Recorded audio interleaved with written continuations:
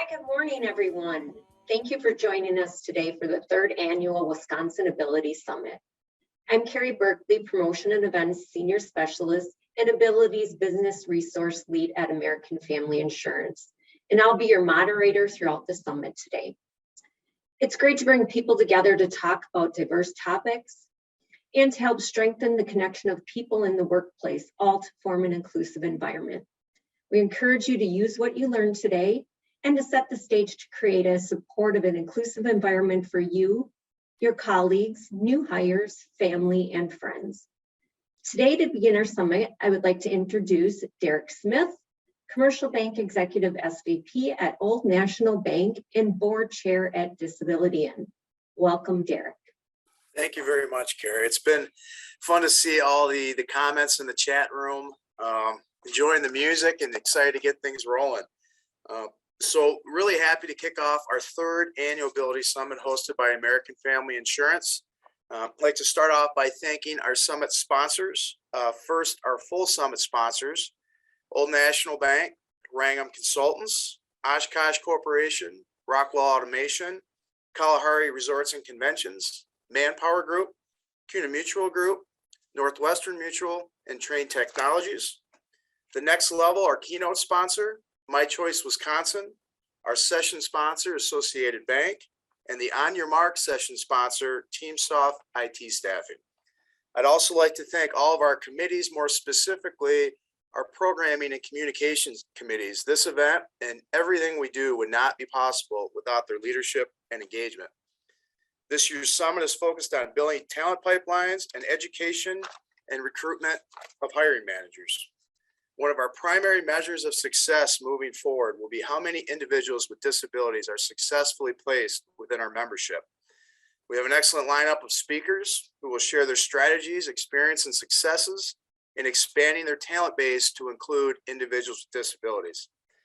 Lastly, I'd like to extend a special thank you to our gracious host and primary sponsor, American Family Insurance.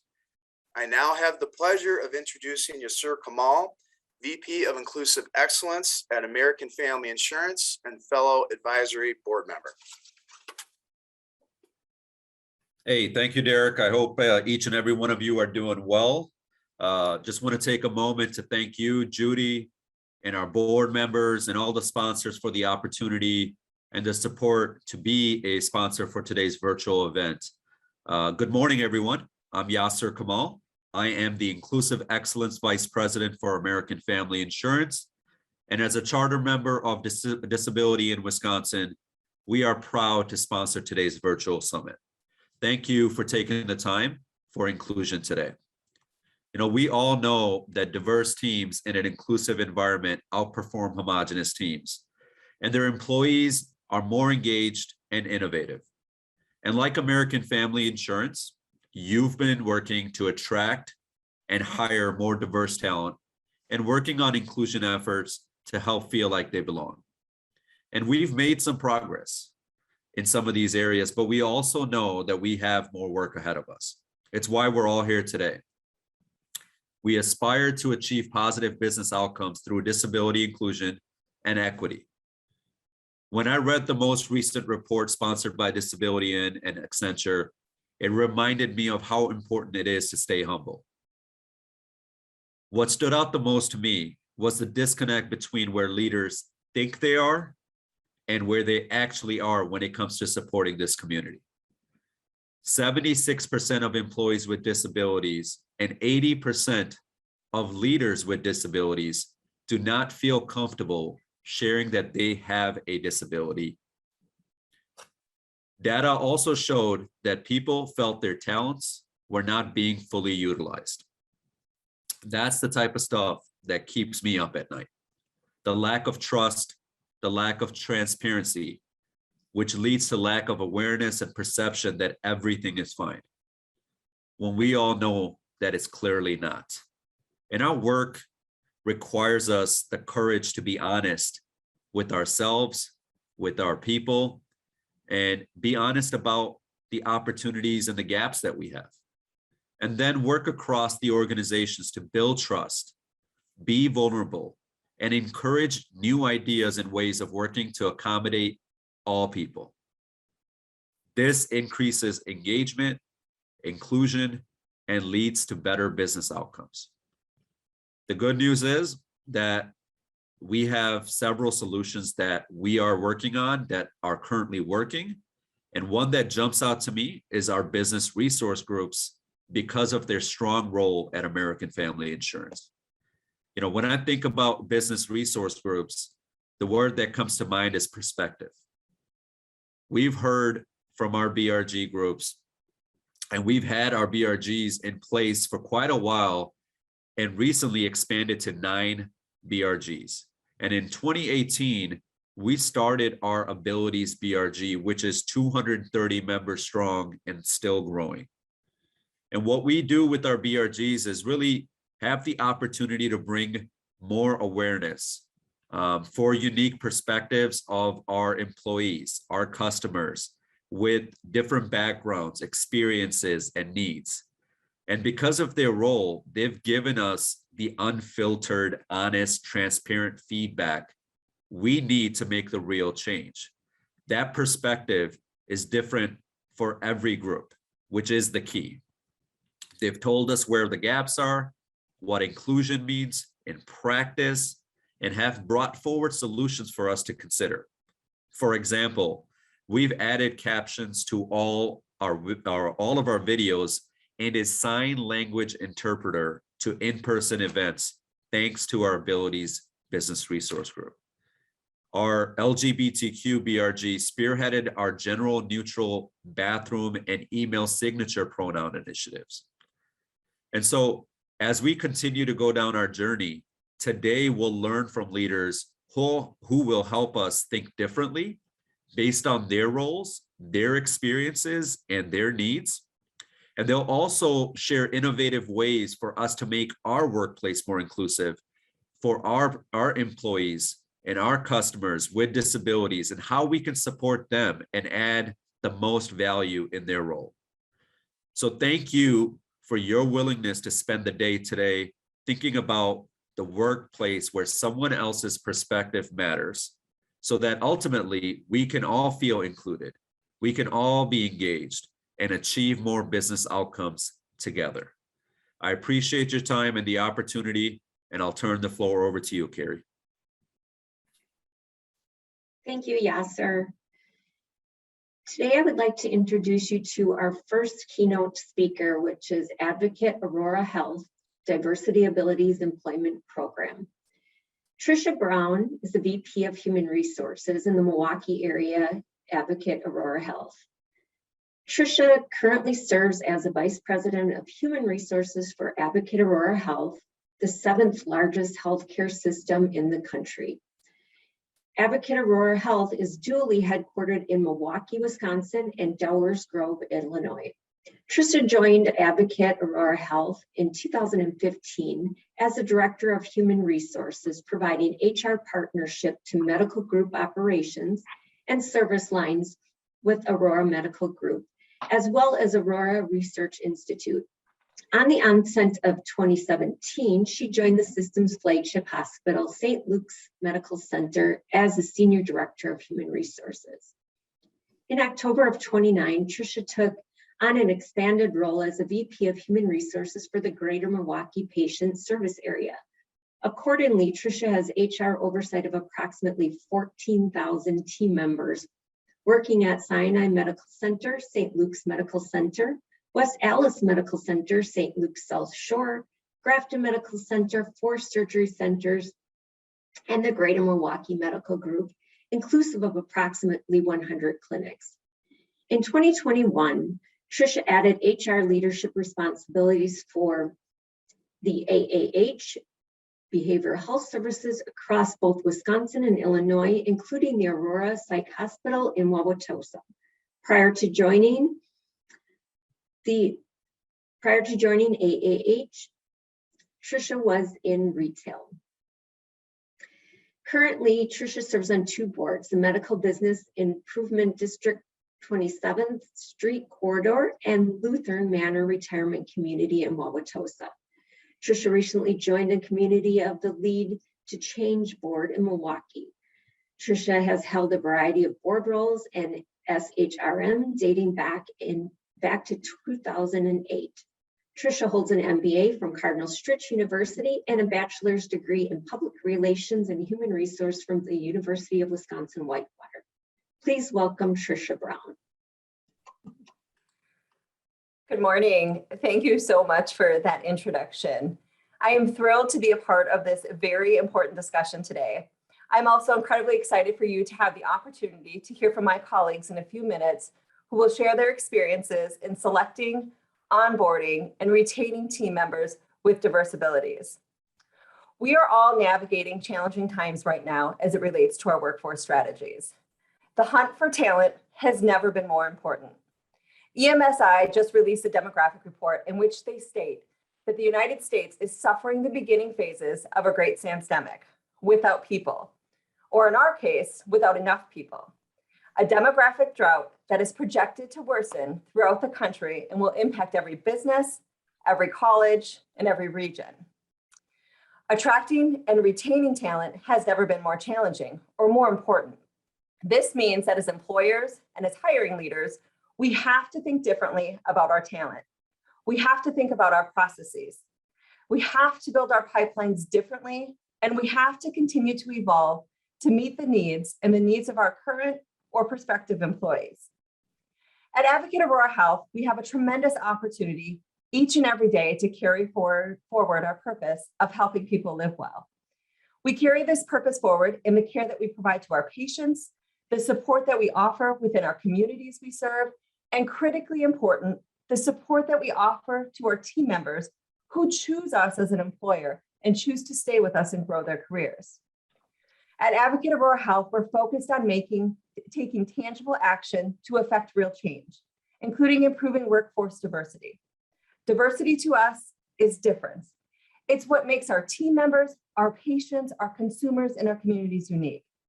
Inclusion to us is actively seeking out those differences to learn about them, to nurture them, and to empower them.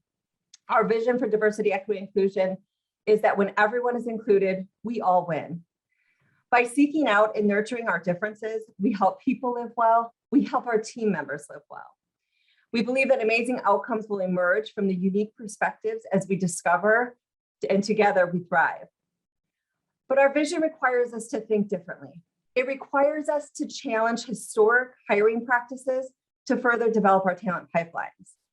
In this incredible fight for talent we are all experiencing, there is a largely untapped pool of talent with diverse abilities. People who want to work, people who want to stay with an organization, people who want an opportunity, people who want to be engaged, people who deserve an opportunity. While we have always valued difference, it was in 2017 at our Aurora Medical Center and Summit in which we developed an intentional strategy to partner with many amazing community-based organizations to grow our Diversibility program. If you're just starting your journey, you don't have to go at it alone because there are so many opportunities to partner with organizations who are passionate in this space and who will help you grow and mature your programs.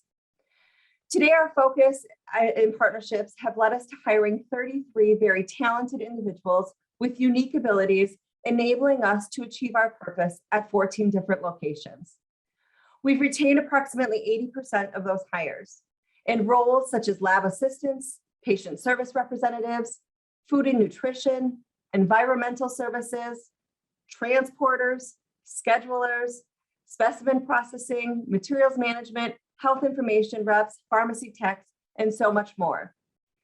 Today, you're going to hear about our journey, our partnerships, our lessons learned, and of course, our opportunities to continue to grow this effort. You're also going to hear about the impact this program has had on our culture and the impact that it's had on 33 individuals. But as I said, it's a journey, one that we are committed to learning from, one that we are committed to growing from and continuously evolving. I will say that one of the most important evolutions in our journey has been around equity. We added equity to our strategy to underscore our commitment to closing gaps and ensuring a consistent and equitable experience for our team members. If you aren't yet thinking about equity in your strategy and your people processes, please start your journey today. When I joined the HR profession over 20 years ago, it was with an age mindset of you must treat everyone the same. We hammered that for years. That's equality, right? So thankfully, we have evolved into a journey that focuses on equity. Now, more than ever, we have to adjust our processes to meet our people where they are at. In doing so, we enable individuals to be successful. In doing so, we enable individuals who have been passed over in age-old processes to thrive and to contribute. In doing so, we aspire to give our team members the opportunity, the tools and resources that they need to be successful. It's upon us to meet our team members where they are at. It's upon us to nurture a culture that embraces individuals to bring their whole self to work. We are still learning. We still have opportunities to grow our Diversability program, and its continued success is dependent upon us consciously assessing our approach. We are challenging ourselves and our leaders to think about our processes differently. For example, that first opportunity and foot in the door around as it relates to our interview process. We've had to shift that. We've had to evolve that. And you'll hear a little bit more about that today. This sometimes has required a little bit more time. It's required a little bit more focus at the task at hand, but it's allowed us to see candidates in a new way. It's allowed us to see candidates be more successful in the interview process. So I'm excited that you'll get to hear from my colleagues about our process, about our journey, and our lessons learned. Before we introduce our panel, let's take a few minutes to watch a video. Our workforce development strategy at Advocate Aurora Health focuses on an outside-in, inside-up approach where we build employee pipelines to in-demand roles within the organization. Our Diversabilities program in particular is one of the many strategies that helps our organization build talent pipelines from the outside in. This program helps our organization build a strong talent pipeline that represents the communities that we serve throughout Wisconsin and Illinois. The Diversability Initiative at Advocate Aurora Health started in 2017 as a way to meet staffing needs. Although we have hired individuals with disabilities previously, this is when we started an intentional effort and strategy around hiring this population. In this strategy, we work to provide an inclusive and accommodating hiring process with an interview that is skill-based. These team members are in roles across our organization and demonstrate these skills every single day. So we wanted the interview process to reflect that. I think shadowing is a big opportunity for them to come in and make sure that our site and our needs are a good fit for them and their lives and their families, along with it's a good fit for us as well. It's that first little bit of a training to get a feeling for what the position is, what they're going to be doing, and they start to build a rapport with the team members that they would be working with. As we have continued to grow, we have focused on the education of our leaders and team members around disability inclusivity as well to help grow our culture. The teams that have those diverse candidates, it's about transparency with the team. It's about an understanding. It's about assuming good intent and knowing that they have the same goals of being here just like any of our other team members do, and about giving the opportunity and putting them in a path and a situation to succeed. We are including and inclusive for everyone wanting to walk through our door. Our team members with disabilities are an asset to Advocate Aurora Health as we focus on our vision of helping people to live well.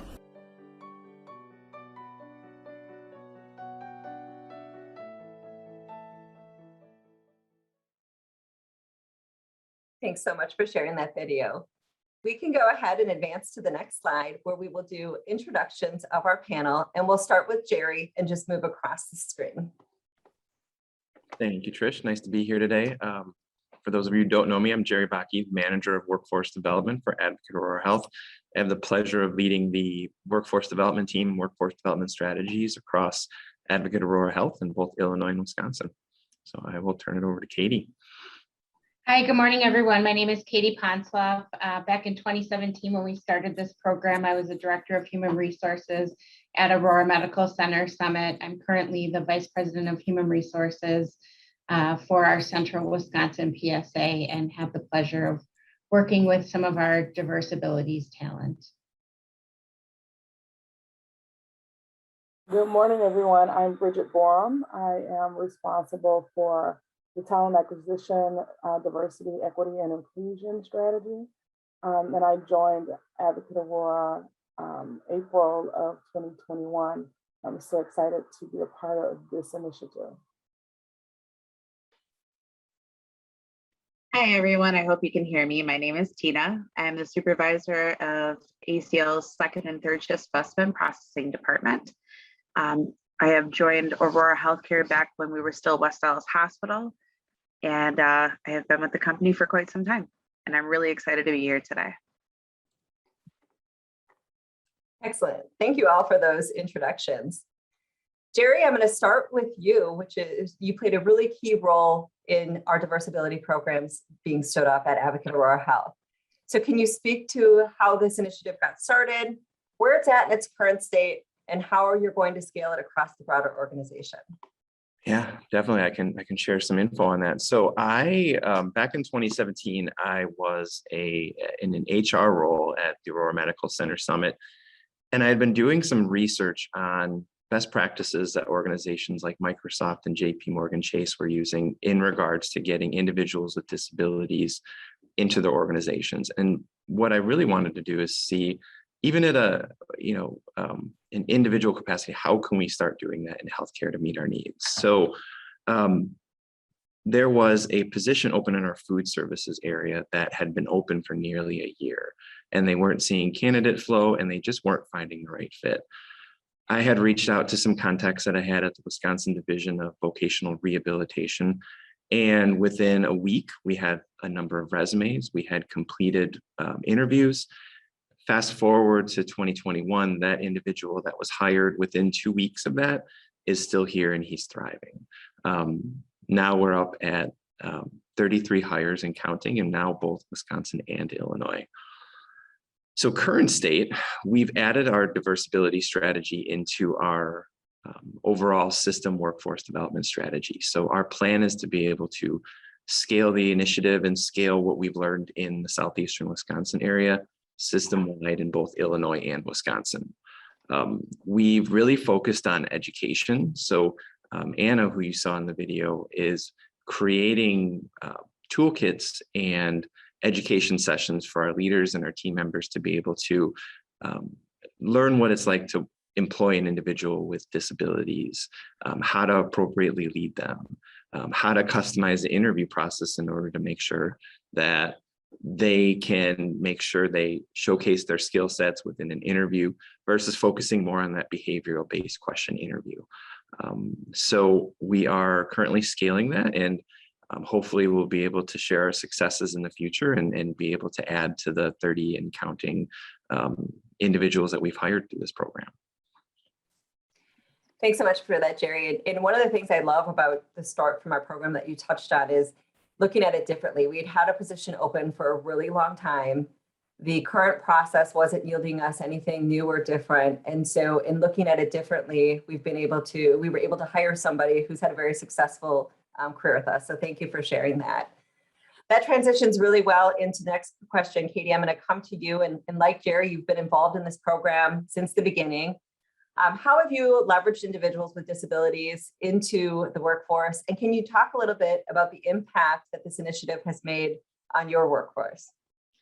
Yeah, Jerry's passion really is what started out this initiative. And, I think he came to me and talked about focusing on people's abilities and, how do we leverage people's abilities to find a different talent pool. So, when our first individual was hired, I have to admit that I was a little skeptical, and I worried about things that in the big picture we probably shouldn't worry about. I worried about, how are they going to do their annual competency trainings and all of that. And Jerry was really focused on, what role can they fill, and we'll worry about the rest of that later. And so I think the greater impact has been the retention within those roles. So as he mentioned, Logan has been here now since 2017. Many people we hired beyond that have been here. And I would say the greater impact is we've started a culture where we focus on what people bring to the table and what they can do, rather than focusing on, what their limitations might be. And we look at individuals all as a person now, and we provide help to people when they need it. It's what we do in healthcare. So it's what we're doing for our workforce as well. Trish, I'd be remiss if I didn't touch on one piece though. What an unintended consequence of this hiring was the culture it created within our organization or within our workplace. So we saw teams that started out with the food service team just rallying around Logan. And, if Logan was missing one day, people were like, "Where's Logan?" Because they all really loved to work with him. They loved his enthusiasm. And a lot of our people have roles that are more visible in the hospital. And so it's just become a greater sense of pride with our workforce that they're enthusiastic to work with a employer or work at an employer that really does value the differences that people bring. I love that. It really speaks to the importance of the culture and making sure that we have teams that are supportive and committed to our team members being successful. So thanks so much for sharing that. Tina, I'm going to come to you next. From a frontline leader perspective, can you just talk a little bit about your experience in the hiring process and how you've been able to create a culture of inclusion with your team? Yeah, that's a good question. So frontline, I love the fact that the two team members that have come to me, actually one of them, and her name is Marissa, she was in the photos, she had a list of questions for me. And I was really taken back by that. And I kind of was like, what do you mean you're going to interview me? And she said, well, yeah, if I'm going to work here, I looked around, I shadowed, but if I'm going to work here, I have a list of questions. I sat back and now I use those questions when I'm interviewing other people. They were well thought out, well planned on her part. And they're questions that I think you and I would take for granted. And it's not a sense of like looking at it from a naive point of view, looking at it from such a professional point of view. Like she took the time to really get through to me. Now, the other team member that I had was Molly, and she completely blew my mind. Within the first 10 minutes, she sat down and in specimen processing, where we have all the samples come to our location. So we sort them out. And we use this green rack. And so I was taking Molly around a little bit after, and she said, I have a problem. She said, the rack doesn't match what I see in front of me here in the fridge. And I was kind of looking and I'm like, let's go get the rack. So we went and got the rack. And I said, Molly, you're hired. She just completely just being able to look at something that, we value, right? At AAH, we value people's differences and their ability to see things through new eyes, but to do that within 10 minutes and still goes. I mean, still Molly will find different ways to be like, no, this doesn't work, and I get these random emails. So, I mean, for us, it's not that we're creating a culture of inclusion, because let me tell you, they included us in their life. And that is such a huge thing, because every little thing that they think is a big step, we're there to party on with them. I think it's absolutely amazing. I love that, Tina. Thanks so much for sharing it. Can you share just a couple examples of those questions that you were asked in that interview that you leverage? I didn't bring them with me, but I can definitely send them in the future. All right, that'd be great. Thank you. Yeah. I think both you and Katie touched on this a little bit from the standpoint of, having to look at it differently. Katie, you talked about, I was thinking about all these, things that we might have to do differently. But, Jerry, you kind of said, hey, let's just start and we can figure it out. And I think that becomes sometimes the opportunity. I think we feel before we roll some of these programs out, they have to be 100% baked. But the opportunity means, we can build it and fly it at the same time and grow it and evolve it. So you've all touched on that and just wanted to call that out. Bridget, I'm going to come to you next. I touched on this a little bit in the intro, but can you really speak to our diversity, equity, and inclusion goals and how hiring individuals with diverse abilities fits into our DE&I strategy? Hi, Trisha. Yes.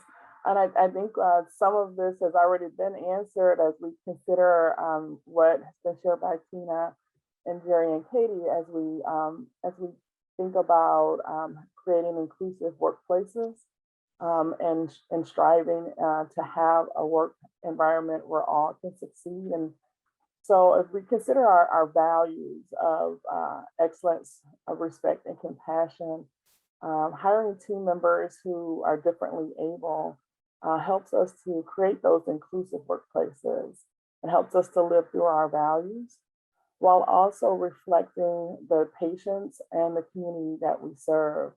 And so as we embark on establishing our DE&I goals, all of this is taken into account and helps us to drive and sustain a culture that is inclusive of those who are differently able, as well as all other team members. Thanks so much for that. I think, again, it speaks to the importance and what people are able or capable of and really putting our effort and energy there. Jerry, I'm going to come back to you for this next question. As I said in the intro, we're on a journey. That journey has come with lessons. Can you speak to what some of those lessons learned have been, as well as the benefits to hiring individuals with disabilities? Yeah, definitely. And, you know, as you and Katie mentioned, we're kind of learning as we go here. So, you know, there's been lots of lessons learned along the way. I think we've learned just by, you know, having individuals come in our doors on what positions work well and what positions don't work so well for individuals that are coming in with certain skill sets. You know, for a lot of individuals that are coming our way, roles that are more black and white and have processes and are sometimes even more behind the scenes work really well for certain individuals. Others that have a little bit more of gray, patient facing, I think we've seen some struggles in. So I think we've learned along the way what roles system-wide work well and what, you know, ones we may want to keep our close eyes on. I think another thing too is it comes down to education. I don't think we were ready for, you know, some of the individuals coming in to our doors. So we had to kind of stop and pause in some areas, focus on education for our leaders, education for our team members of where these individuals were coming into. I think we've done a really good job quickly pivoting and doing that to make sure that those individuals can have successful outcomes. And really that's led to building disability inclusion into the culture of our organization. I'll add, I've had leaders come to me that I've never had a conversation with before and share that they're so excited that because of what we're doing, they hired someone with a disability into their department and they're thriving. So I think just a general excitement in weaving the culture of disability inclusion into the culture of the organization has been an outcome of some of those lessons learned and some of those things that we're bringing to the organization as well. Thanks so much for sharing that, Jerry. I do see there's a question in the chat that I want to acknowledge. So there's a question, I'll read it to the group. It says, is Advocate Aurora Health mandating the COVID vaccine? And if so, are you having any challenges recruiting and retaining individuals with disabilities or just talent overall? So I can tee up that response and certainly look to my colleagues to fill in. But in alignment to our safe care promise, Advocate Aurora Health has mandated the vaccine. We right now are at about 90% compliance with our vaccine mandate. From my perspective, the challenges that we have seen have been in general. I am not aware directly of any individuals with disabilities that have escalated concerns related to this, but I would open it to Tina, Jerry, Katie, and Bridget, from your perspective, any additional adds you would have.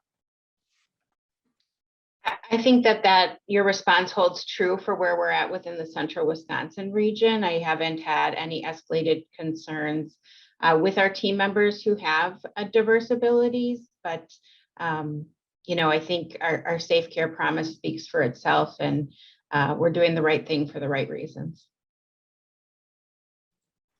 Yeah, I will echo that. I am not aware of any individuals, you know, from our talent pools that we've hired in that, you know, have had any concerns about this thus far. Thanks. Yeah, same for myself, and including even family members that have reached out just to make sure that they're ready to go for the flu shot. So I don't think I've heard anything either. Great, thanks so much. I see there's a follow-up question there. How many employees do we have related to the 90% as a good trajectory? We have about 72,000 employees across both states. And that's inclusive of Wisconsin and Illinois. I'm going to jump back to you, and please keep the questions coming in the chat. I'll continue to monitor those. Katie, Jerry touched a little bit on this in his response to the last question about the roles that we have targeted. Can you talk a little bit about the roles that you've targeted in your region, and what's been the impact and success of those targeted roles? Definitely. So when we first started the program, of course, we started with Logan, who works in our food services area. He has a more specialized role in the back of the, kind of in the kitchen area of food services.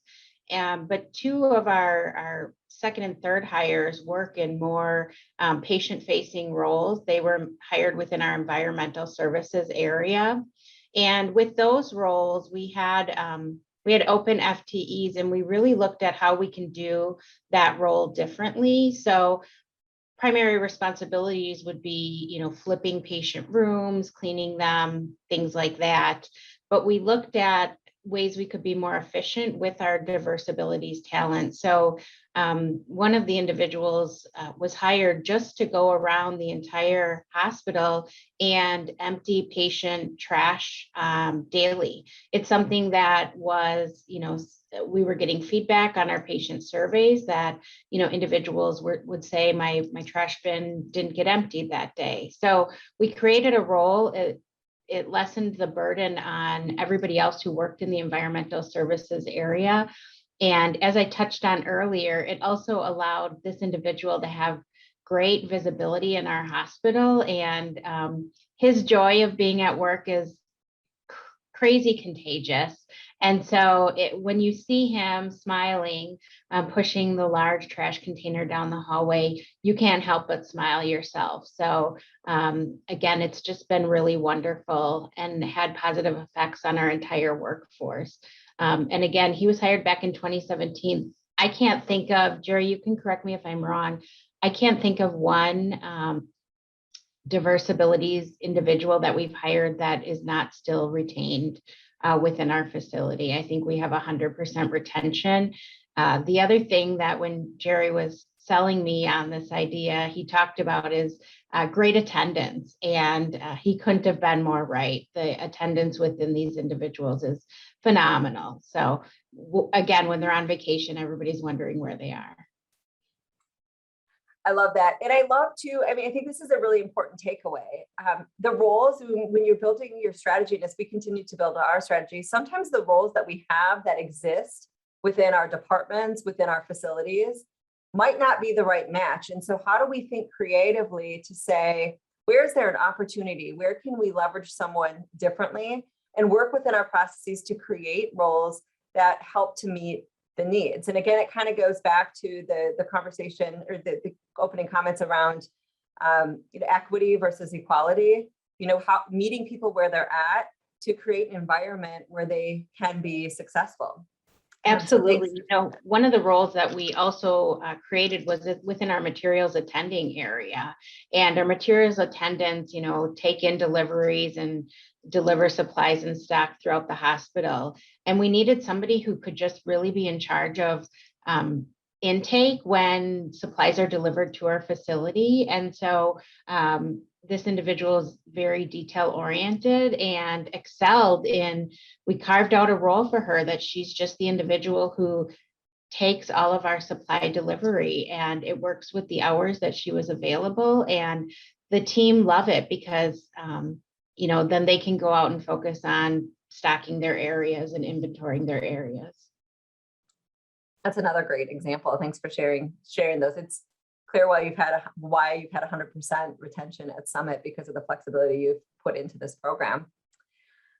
Tina, I'm going to come back to you again as a leader who has had success in hiring individuals with diverse abilities. Can you speak to any accommodations that you've had to make as the leader to ensure our team members are successful? Yes, we have not had to make any accommodations. There's nothing different about the two team members that I have versus you or me. Now, there may be more questions, there may be looking at something from a different point of view, but at the end of the day, there's no reason to make an accommodation when I have 2 team members that were hitting the ground running with us. Like I said, I had the one team member say, hey, this doesn't make sense. I have another one who will constantly look at things. So Marissa, what I'm going at with this is she does a lot of our receiving in of samples, right? So as she's doing it, she puts stuff aside with little notes. And then at the end of the night, she's like, did you notice that this site didn't send this to us correctly? This was supposed to come this way.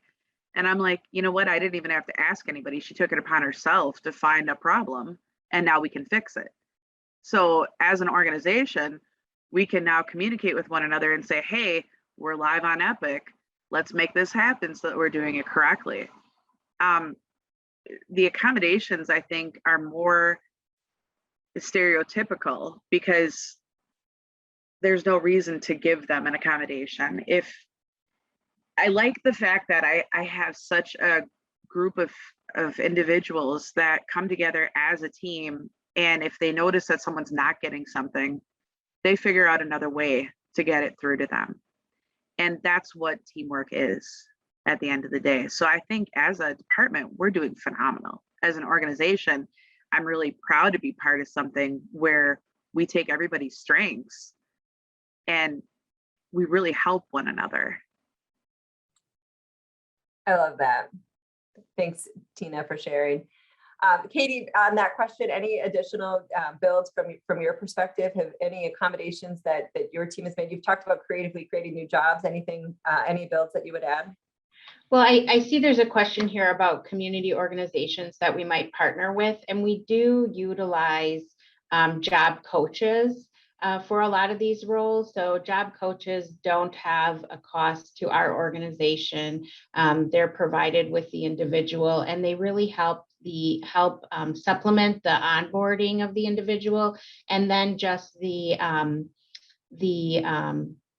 kind of coaching on different things to help individuals succeed. So we have one individual, and this is a story near and dear to my heart, who was very social. And Jerry probably knows exactly the story that I'm going into.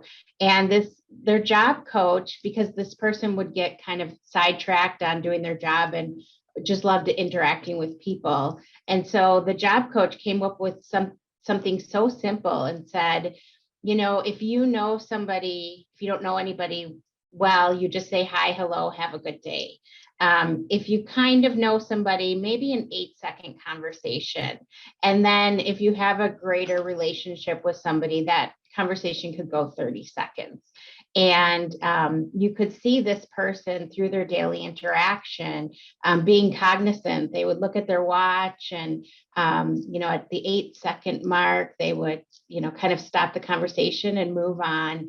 And I have to tell you, I was jealous because this person and Jerry always got the 30-second conversations. And for a long time, I only got 8 seconds.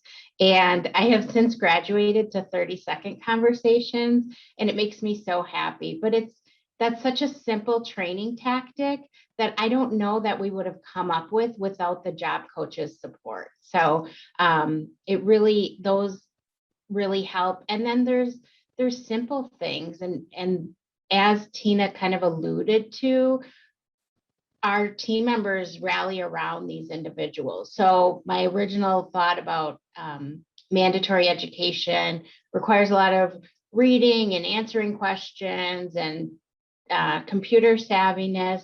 Well, our leaders can say, who's willing to help Cody on his mandatory education? And everybody is.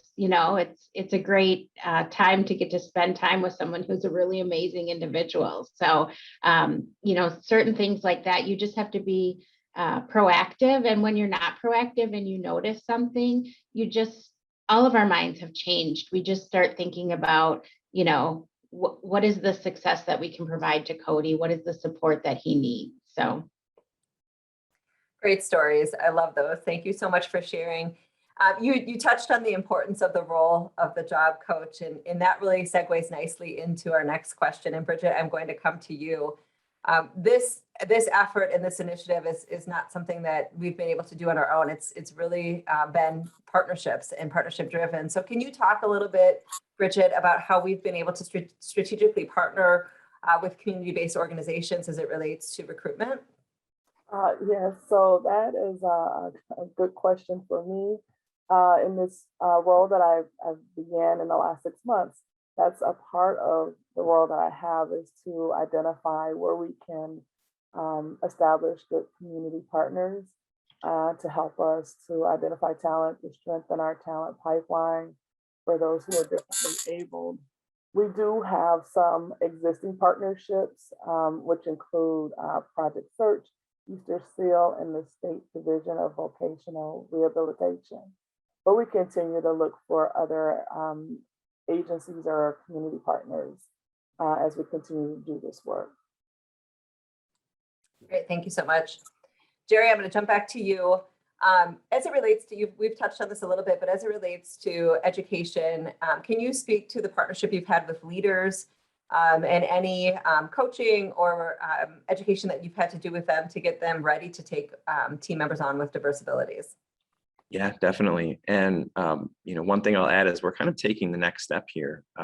Anna from my team is doing an amazing job building out leadership education courses in our learning management system. So they're online, self-directed courses that take best practices and let leaders take a 15 to 20 minute online education, take a quiz at the end, and ultimately at the end of those, know how to be able to lead a little bit better, or know how to cater the interview process so that it includes individuals with disabilities.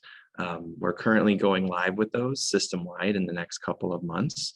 In the meantime, we've taken those and we do them one-on-one with the individual. So individuals on my team will meet with those leaders who may have hired on an individual with a disability, but may not know how to appropriately lead them, and kind of just take them through and answer questions. And a lot of those questions are just simple things: how to communicate, how to phrase questions, how to be able to, appropriately educate their team members on these individuals coming into our doors that are going to be supporting their team. So relatively simple when you look at it, but I think it will make a big impact in the size of an organization like ours to be able to do education such as that. Great, thank you so much for sharing that. Tina, coming back to you, from your perspective, any lessons learned or additional recommendations that you would share with the broader group as they consider their diverse ability strategies? Yeah, number one, don't come in with a preconceived notion that you know who's sitting in front of you. They're always going to surprise you. One of my team members texted me on Tuesday, Molly, just to tell me about her new apartment that she was getting, and she was going to sign her new lease and get her new keys on Friday. And I said, what time you want me over on Saturday to help you move? And she was like, oh, do you think anyone else would help? I said, I'm sure so we have a group of people ready to go. The biggest lesson learned I have is that coming from a background where sometimes things get taken the wrong way, right? Because I do have a mild form of Asperger's. When I was hired into the company, I didn't even know I had it. So here I am as a supervisor with something that people look at as a disability, and I look at that as a benefit. When we can, as individuals, if we can impact one person, right? And here I have 2 team members that have impacted 43 other people between first, second, and third shift. I mean, I think that we're doing an extraordinary job. So lesson learned, don't come in thinking that, they can't do it. Think about how they can do it and what an impact they can have on your team, the organization, and for our patients that we take care of. What a great, amazing response. Thank you so much, Tina, for sharing that. And I think it speaks to, how do we approach with curiosity? How do we stay flexible? And absolutely, you're speaking to culture and a true family environment to say, hey, we're going to celebrate at work, and we're going to celebrate, in personal lives too. And like helping your team member move. I love that. So thank you so much for sharing your story and of course your commitment. It has been so critical to the success of this program.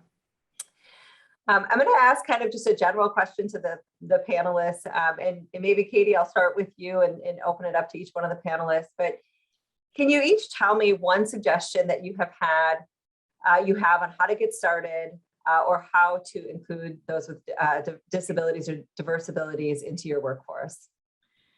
I think one thing that Jerry did when he was bringing this program to Summit back in 2017 is he had the conversations ahead of time and shared the successes of other businesses.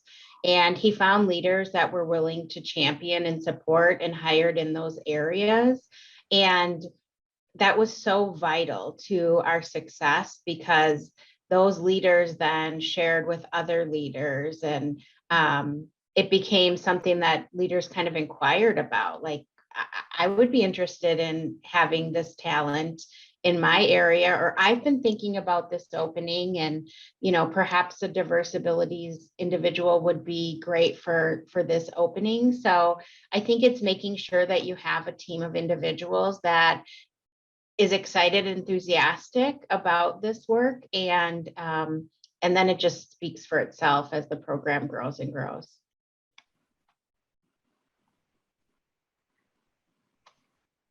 Oh, I think you're muted, Trish. Oh, thank you. Thanks for sharing that, Katie. Tina or Jerry, any additional builds that you would add? I can jump in here. Start small. It just starts with one person to be able to start creating success stories. There's amazing resources available to you, and some are on the call today from community-based organizations like Goodwill and Easter Seals. There's others that are from the Wisconsin Division of Voc Rehab. If you don't know where to start or how to start, those individuals are there to help you. That's how we started, and then we grew it from there. I'd be remiss if I didn't mention there's also amazing training programs like Project Search that we have a large majority of our talent that have come out of that training program. Those sites do a great job at preparing individuals for the world of work. So there are ways to tap into those talent pools to bring those individuals into your doors. But long story short, just start small, bring one person on and grow it from there. And I think, go ahead, Katie. Sorry. I think we continue to learn as we go. I'm seeing one of the chat says for DVR consumers, do we have something on our application, or do we, what's our process? And we've really focused on individuals coming from an Easter Seals or a Project Search. But as we continue to look at our programs and evolve and grow and reach more people, I think things like, how do people signal that they might be somebody who has diverse abilities right away when they apply straight to the organization could be a good next step for us. So we have to continue to evolve and change as our program grows. Absolutely. And, I think there's two, key takeaways from the points that both of you have just made. It's, go start small and build your program. And we have lots of opportunities to build our program and scale it more broadly in both Wisconsin and Illinois. The success stories that Katie has touched on, that Tina has touched on, that Jerry has touched on, those are what help us to build a buy-in and confidence and openness with other leaders. We have leaders like Tina who are opening up their arms with, come to the team and be, she's had success in this. And now we have the opportunity to share that more deeply with other leaders to grow their program. So we, as I said in the beginning, we're still on a journey with this. We're learning every single day to continue to grow this program. I do see there's a question in the chat, and Jerry, I'm going to come to you with this question initially, but can you speak to the experience in hiring college graduates on the autism spectrum and any resources to support them? Yeah, definitely. There are a number of our hires that are college graduates, bachelor level individuals that just couldn't find their career afterwards. And, those individuals have come to us by, community-based organizations. Some even went into project search, completed project search, and then found their way to our organization. But I could probably tell you about 5 individuals that I know of that are bachelor level in their education, and they've come to us and are now thriving in more advanced roles within our organization. So, like Katie mentioned, we are still building on our processes. I think there's a lot of potential in the future to be able to tap into that talent pipeline that we have some successes, but we still need to be able to build that out more. But I think there's an untapped talent pipeline there that we are definitely looking to get into, to get more individuals specifically that are on the autism spectrum and other disabilities, to be able to bring them in our doors in various middle and advanced skill positions as well. Great, thanks so much for responding to that question, Jerry. I do see there's another question in the chat around what, I know, Tina, you kind of touched on this a little bit. You haven't had to make any accommodations within your department. Katie, you've alluded to a couple of accommodations along the way, but can we speak to a little bit around the accommodations under the ADA and what support we've been able to provide for people with diverse abilities? So Katie, maybe I'll go to you first, and then Tina with any builds that you may have. Yeah, I think obviously we provide the same level of support for all of our team members to remain ADA compliant, but there's a little extra more thoughtful approaches probably with our diverse ability team members, and we need to be a little bit more proactive to support their success. So excuse me, I think the examples of, thinking about what their needs are with computer access, what their social and emotional needs might be, and having those discussions with the job coaches and their leader has really helped us remain compliant. Yeah, I think from my point of view, both my team members did have job coaches as well. They even had resources that had reached out to us to verify, hey, is there anything more we can do? How is the team member doing? So it was like weekly check-ins in the beginning. And that's extraordinary when you have that backup level. So not only are we working with that team member to make sure, because remember, we all learn different. So it doesn't matter if you have the disability or not. There's sometimes it's just one person can explain it better than a different person. So that's why we have so many trainers, through the various roles I've even had at AAH, it was always great that one person could just open it up and make complete sense of something. And one of the greatest things that I've seen with both of my team members is that if they don't understand something, they challenge it. Well, why do we have to do that? And I'm like, well, because I can't tell you that's how we do it. I have to come up with a reason now. So that's the best part of it. And then if I can't get through, which I haven't had that problem, we do have backup, support that can help us with that. I'll just jump in there real quick and share that of those 30 plus hires that we've had no formal requests or had to do any type of formal accommodations, which we have a very robust process through our HR teams to do. A lot of it is just that minor job carving, some of the things that Katie mentioned and Tina mentioned that we do for these individuals, but no formalized accommodations yet. But we do have a process when that day comes. Thanks so much. And there's, I think we've touched on this a little bit too. there's some simple things that we just look at differently, and it goes back to the equity component, meeting people where they're at. We've touched, Katie touched on the mandatory education. Most of our communication, most of our processes are electronic. And, whether it's these 33 individuals who we've hired through this program, or it's, to our broader team member base, it's encouraging our leaders to help our team members be successful. That's our role and responsibility as a leader, is to create an environment where our team members can thrive and be successful. And as we've come out in the last couple of months of our annual mandatory education process, to Katie's point, we have people sitting down side by side, helping our team members navigate the technology. We've leveraged that with regards to the mandatory COVID vaccine and having our leaders and team members help team members get into the system. How do you schedule your appointment? We're headed into flu vaccine right now, same thing. So I think as we speak to the culture, it's really shifted and evolved our culture to help people be successful. And that requires us to just look at things differently sometimes. And I think, Trish, it's also, it's changed how we look at everybody as well. The reminder to check your email, those of us who sit in HR, we're in front of a computer every day. And so when we're solutioning things, we might say, oh, we just need to send an email to all team members.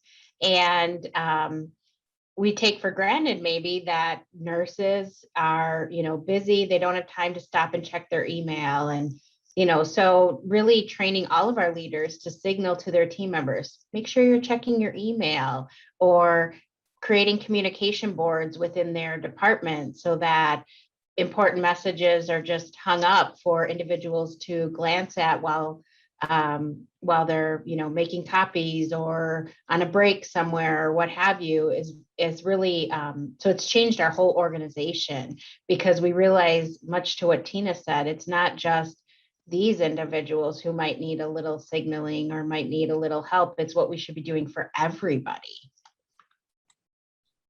Excellent point. And it's awesome. And, as we think about our diversity, equity, and inclusion strategy, we've kind of started with, we look at different populations of team members and how we enable them to be successful, but it has allowed us to enhance our culture for everyone, which is really awesome. I want to pause there just to see if there are any additional questions from the attendees. I don't see any additional in the chat. I've been trying to monitor it, but wanted to give a moment for any questions to be entered.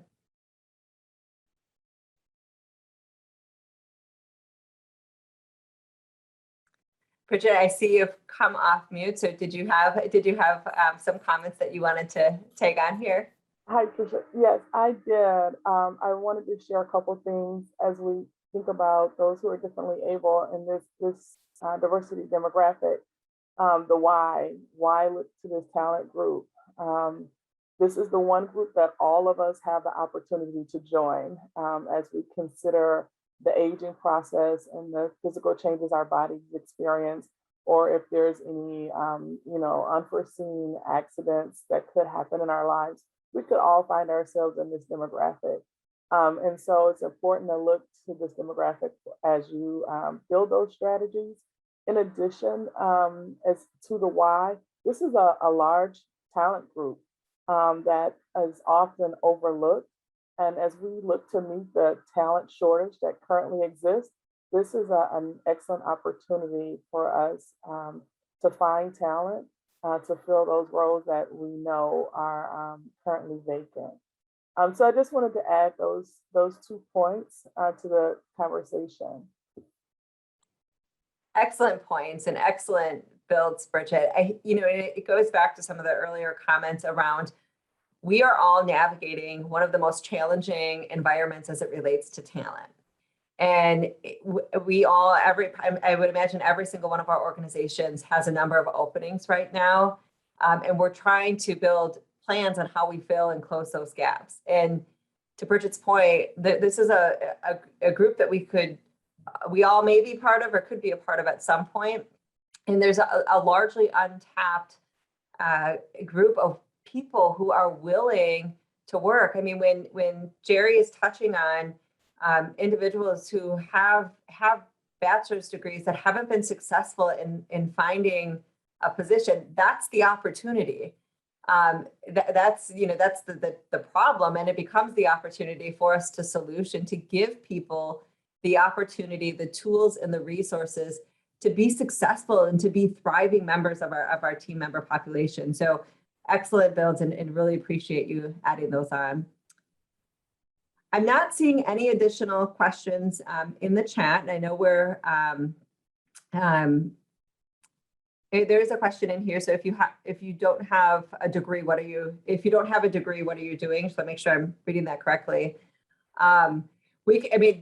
we can speak to, I'll go back to Katie and Tina, Jerry, Bridget, if you want to just speak to some of the roles. I touched on them in the beginning, but if you want to speak to some of the roles that we hire into without a degree. Yeah, I think the majority, at least at Summit, the majority of the individuals we have hired do not have degrees. So they could be in our food services area, they could be in environmental services, materials attending. I think it's the same principle that you look at the abilities of an individual and you find the right role for them. If they have a degree in a science-based area, it might be a more lab type role. If they have, some of our individuals that we hired early on were in our information technology area. If they have a degree, they're really good with computers, then they might take on a role within information technology. So we have hundreds of different kinds of roles within our organization beyond just doctor and nurse. And so we really look at the individual, what their qualifications are, and place them in a role that they can be supported and successful. I think too, one additional piece, as an organization, we've talked about pipeline and growing our talent, and there's a lot of, what's out there right now in a lot of the research and the literature around, how do we grow our own talent, particularly in healthcare. We have, the first job that we hire our team members into isn't necessarily their last job. And oftentimes our team members have many jobs with us. We have lots of programs to support our frontline entry level talent. One of those programs is our Navigate program, and Jerry and his team have been very involved, and Katie and my teams are very involved in that program. But that's a program that targets frontline entry level talent that are high performing and demonstrate potential to do more. And we put them through a cohort program to give them opportunities to be successful. The program comes with a mentor. So if they're thinking about an area that's a little bit outside of the scope that they're in right now, we find a mentor for them, somebody who works in that type of role to help guide them and ultimately to help navigate their career. And we've had a ton of success in that program. And so, as we bring individuals in, we continue to look at, where they can be successful. And so the first job is really just our starting point. And so we have opportunities as we go forward with our diverse ability program to engage team members into that program as well. Trish, I will add on the Navigate note, we do have one of our hires from our diversity program now enrolled in that Navigate program. We also have another disability hire that is now a culinary apprentice within our organization, and we're investing them into becoming a sous chef. So exciting to see them advance their career within the organization as well. Awesome examples. Thanks, Jerry, for sharing that. And that just happens naturally because I happen to know that the culinary apprentice is at my site.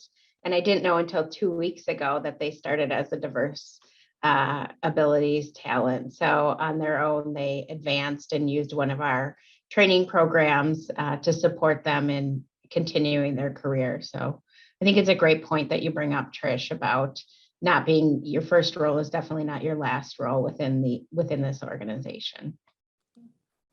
Absolutely. See, there's another great question in the chat.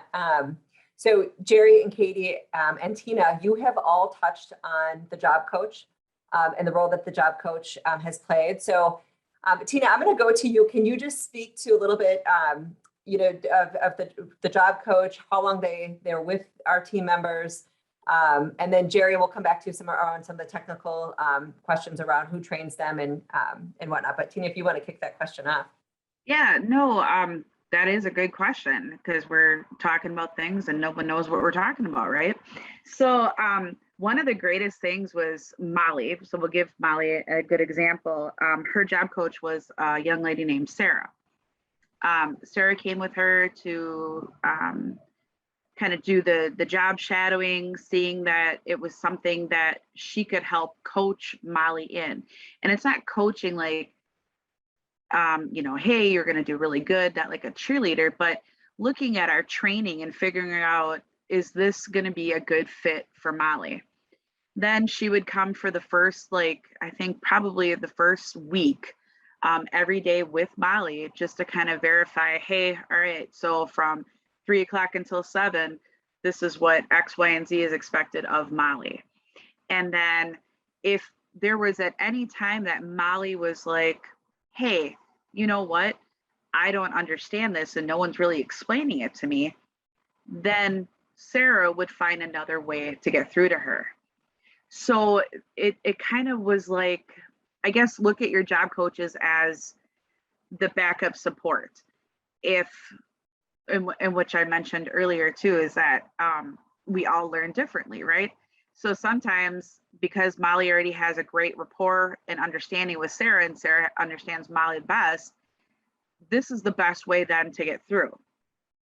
So the job coaches are there until the team member doesn't need them anymore.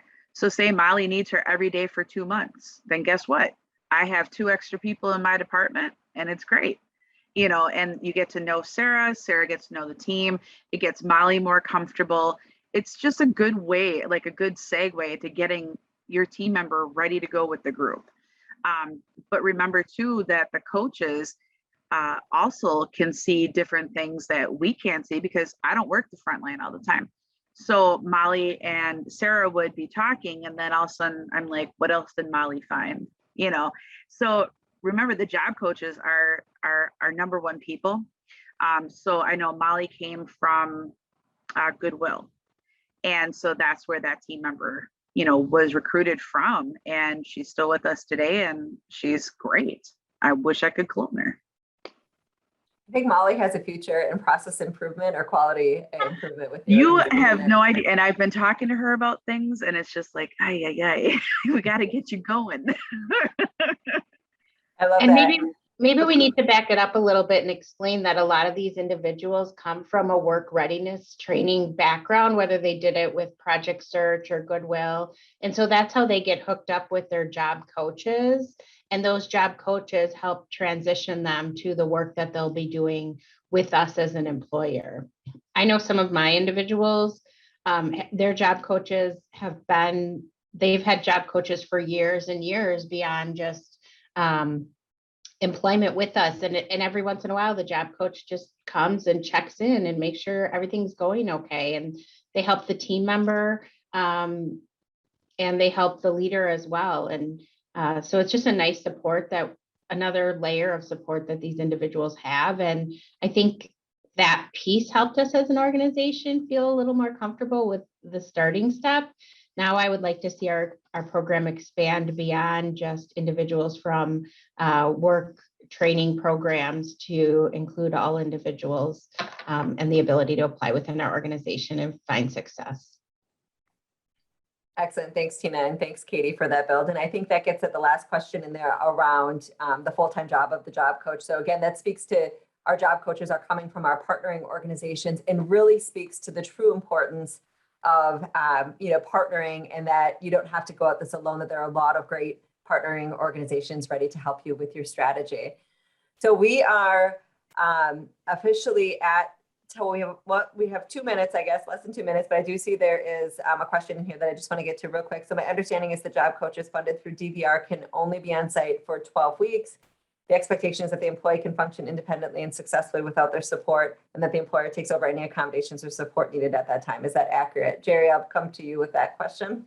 So I would look to and that's my understanding, is that they eventually taper down and eventually help that person become independent. Some of our individuals don't need job coaching at all. Some require some 60 or 90-day check-ins here and there. We really want to be able to get our leaders as comfortable as possible, being the main support along with the team members in the department. But we do really rely on those job coaches to help get some of these leaders started, but eventually we try to be as independent as possible. Excellent, thank you. Well, I want to thank Bridget, Katie, Tina, and Jerry for joining me here today, and certainly offer the opportunity for anyone to reach out if you have additional questions. Again, we're all navigating challenges right now.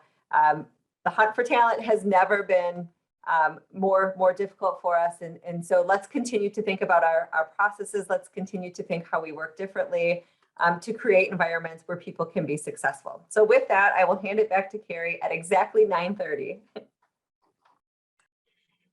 Thank you, Tricia. I want to thank Tricia, Katie, Tina, Jerry, and Bridget for the amazing panel discussion about Advocate for Aurora's Health Diverse Abilities Employment Program.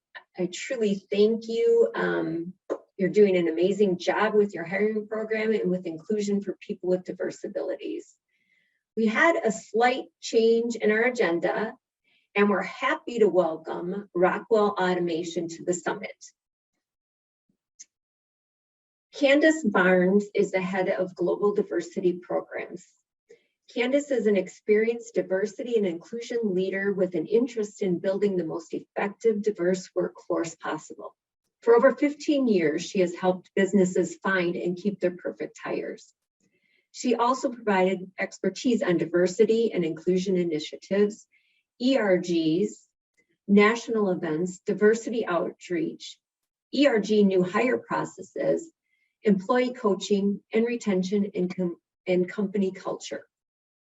Her specialties include career coaching, project management, diversity and inclusion, recruiting, university and early year program management, talent management, sourcing, purchasing, SAP, Microsoft Office, and supplier diversity. Welcome, Candace. I would also like to introduce Jason Sprunk. He's the Director of Global Revenue Management Systems and Operations. Jason is always at the intersection of people, processes, and technology. He is an agile-minded global transformation and strategic initiative implementation leader and an avid evangelist of outcomes and results over perfection. His career focuses on achieving simple, scalable, and sustainable solutions. Jason is a process improvement, process optimization, and process automation zealot with extensive global experience with focus on bottom line business results. Jason is an international speaker focused on sharing real stories from the trenches on change adoption, technology acceleration, future of work learning, super users, global workforce enablement, and process automation. Please welcome Candace and Jason to the summit. Thank you. I very much appreciate the introduction. I feel like a rock star this morning, so I appreciate that. So I will actually kick it off for us, and then after a little bit here, I will pass it over to Jason to bring us home. And so thank you for the invitation for us being able to join the summit today. And so what we thought we would do is just spend a little time initially talking about Rockwell's diversity, equity, and inclusion journey, and then pull in, how that really relates to the conversation today and the place that we are at as it looks, as we look at diversity and as we look at disability within the workforce. And so we'll lean into the conversation in that fashion, but grounding it in just kind of initially where we've been from a journey standpoint. And so if you'll jump to the next slide, I wanted to really start the conversation with definitions. And I know for this audience, a lot of this is going to be pieces that I think we all have awareness of, but at the same time, I thought it would be good to at least share, here's the philosophy perspective that we have as we are talking about diversity, equity, and inclusion. And so as we think of those three together, diversity is just that, right? It's talking about the mix of what we have from an employee standpoint or prospective employee standpoint. So one, we know we want to both recognize and embrace those individual characteristics, but it's really talking about identity. In addition to that, we really want to make sure that not only are we considering visible identities, but also invisible identities. And those are the ones we don't as often talk about, but are just as important as to how a person is showing up and being a part of our workforce. Next, if you think of equity, right, that's a lot of the foundation of an employee's experience. And so what are we doing to ensure all of our employees have the baseline levels of success needed to flourish within the organization? And what that might mean is that you have different support mechanisms that are in place to support everyone to have that same experience. And so similar to what you see here on the slide, right, as you look at each of the individuals there, in order for them to truly have the same experience of watching the game, they need different support mechanisms. And then lastly, as we think about inclusion, right, what's that environment that they're going to be in? And how does that environment allow for all employees to really belong within the organization? And so what does it mean for them to bring their full selves to work? Do they see themselves in that organization? And so if you'll jump to the next slide, this one I think is really important. I know many of us have been hearing as we talk about diversity, equity, and inclusion, the initial concept around belonging. And the reason I love this slide and this image that's there is because it shows the importance of having the intersection of all three. And it's something that we certainly talk about as it relates to, our employee experience at Rockwell. And so from those initial definitions, right, as we look at what do diversity, equity, and inclusion mean, it's also really important to talk about it as a three-legged stool, and the fact that having all three as a foundational pillar is absolutely paramount to employees experiencing belonging. And so what this image is sharing is that if you were to have perhaps two of those levers and not the third, what that adverse impact could be. And so we'll just use one here as an example. So let's say that you have an experience where you are experiencing diversity and perhaps inclusion, but not equity. And so in that situation, is there kind of in that top left corner where the dominant group or ideology is deferred to for decision-making, opportunities, promotions. And so as you go around this diagram, right, it shows you perhaps the adverse impacts that you could have if that three-legged stool becomes a two-legged stool.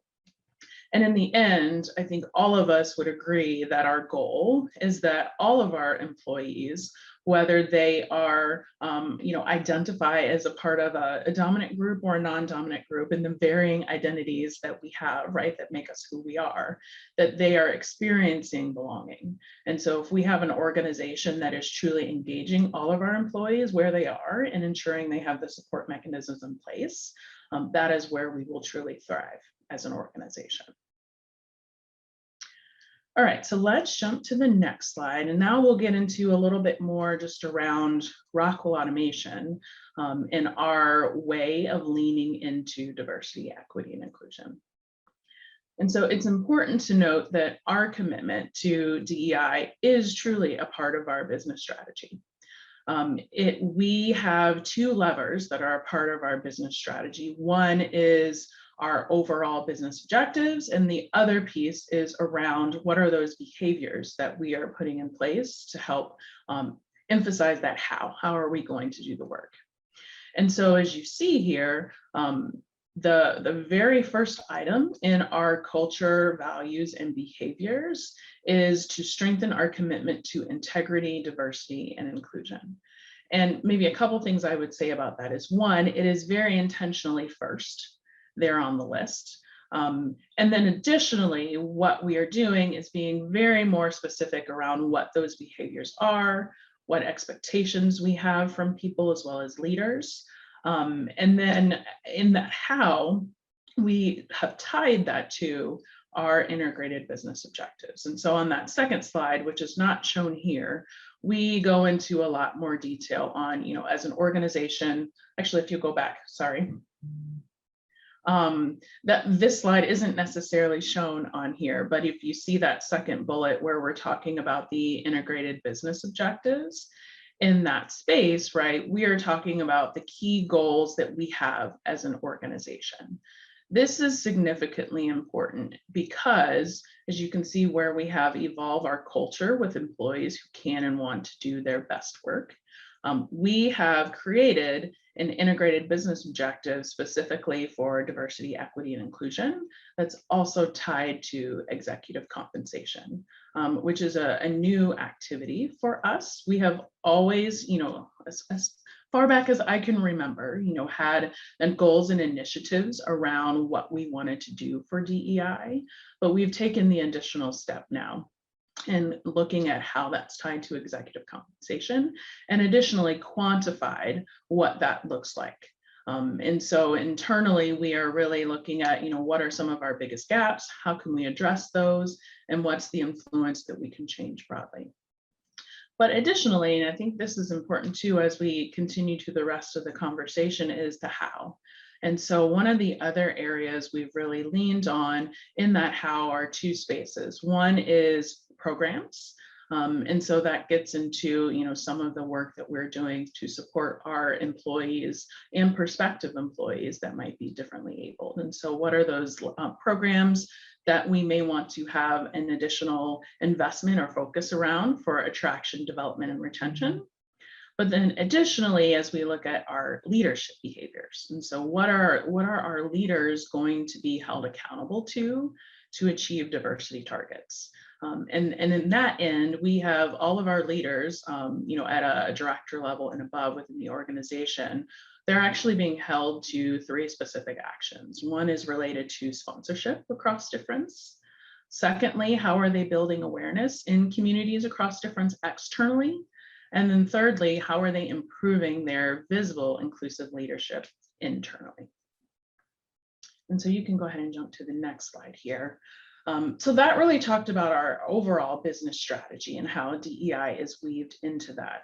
This slide really talks about, where we've been up until now in our specific inclusion and diversity strategy. And so a couple of things I would like to highlight here on this slide. In the top left, you see our diversity inclusion descriptors listed.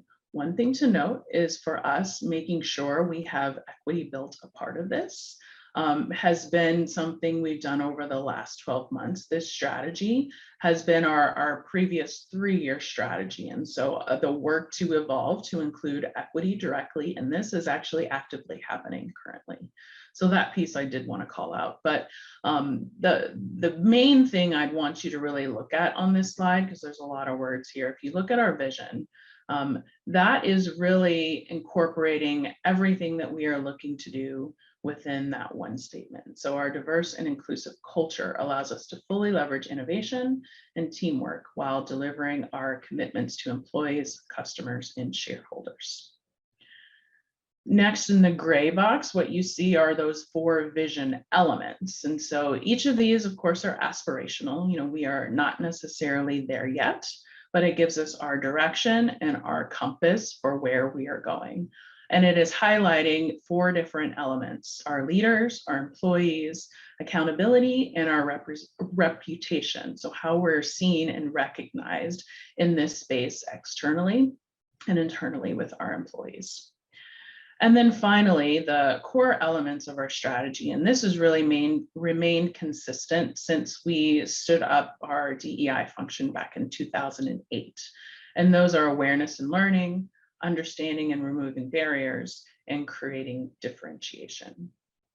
The framework overall, it truly does guide all areas of the company. It's globally framed and it's locally driven. And in 2019, we updated this, what you see here, as our 3-year operational roadmap to address several challenges.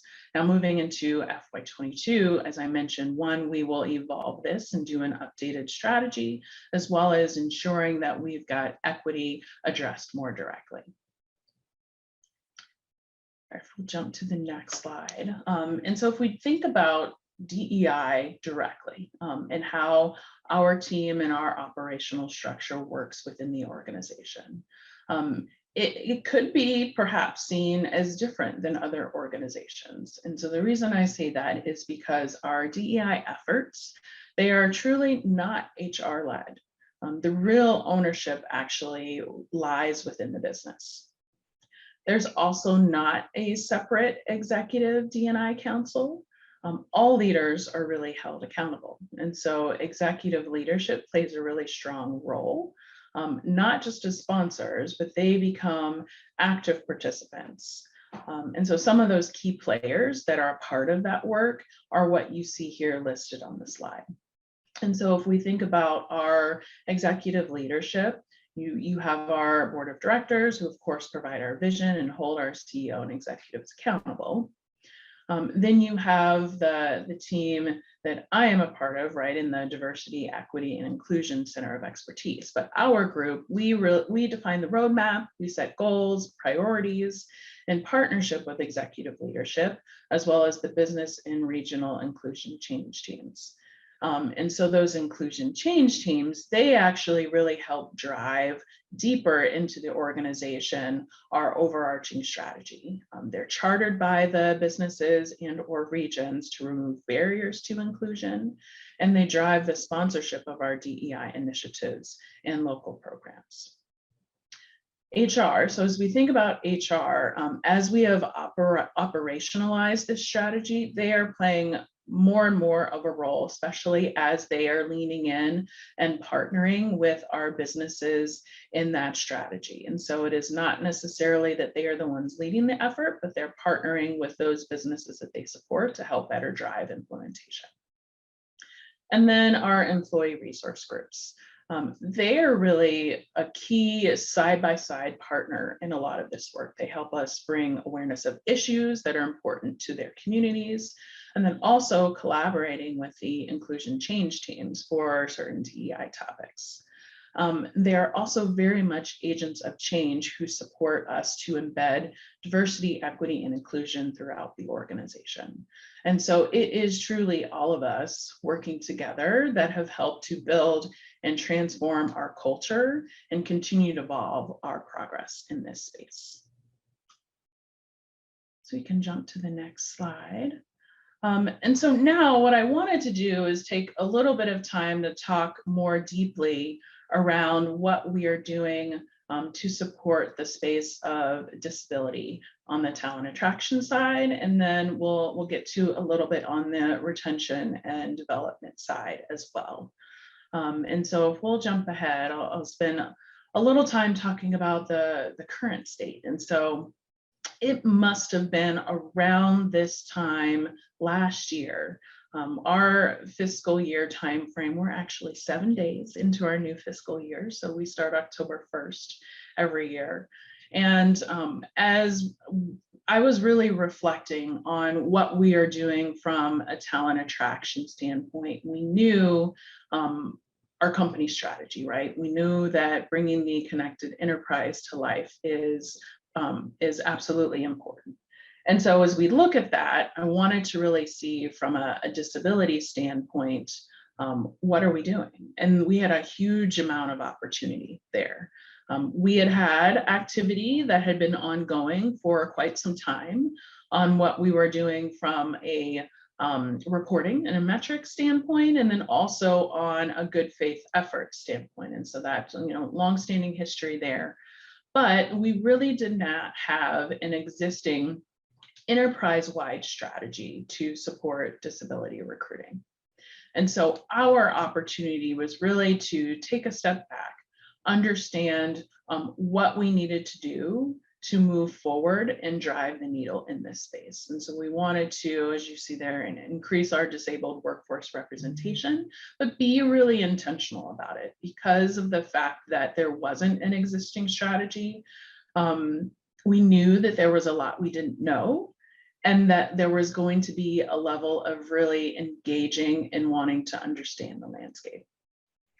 And so our how in this space was twofold. One, we knew we needed to develop that enterprise-wide strategy, but then we took the approach of having an initial focus on autism in particular as that first step in getting into our disability recruiting strategy. But the reason for that was we also have a really strong need and desire to increase our technical talent workforce.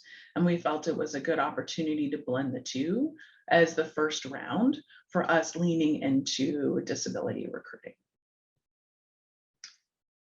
And so if we jump to the next slide, and there's a lot of comments and thoughts here as we lean into this. And so we started this, like I said, around this time last year in the November, December timeframe. There was an absolute lot that we did not know at that time. We knew that it was a good opportunity to lean into bring in more talent that's on the spectrum into the workforce just because of their ability to really be successful within STEM fields.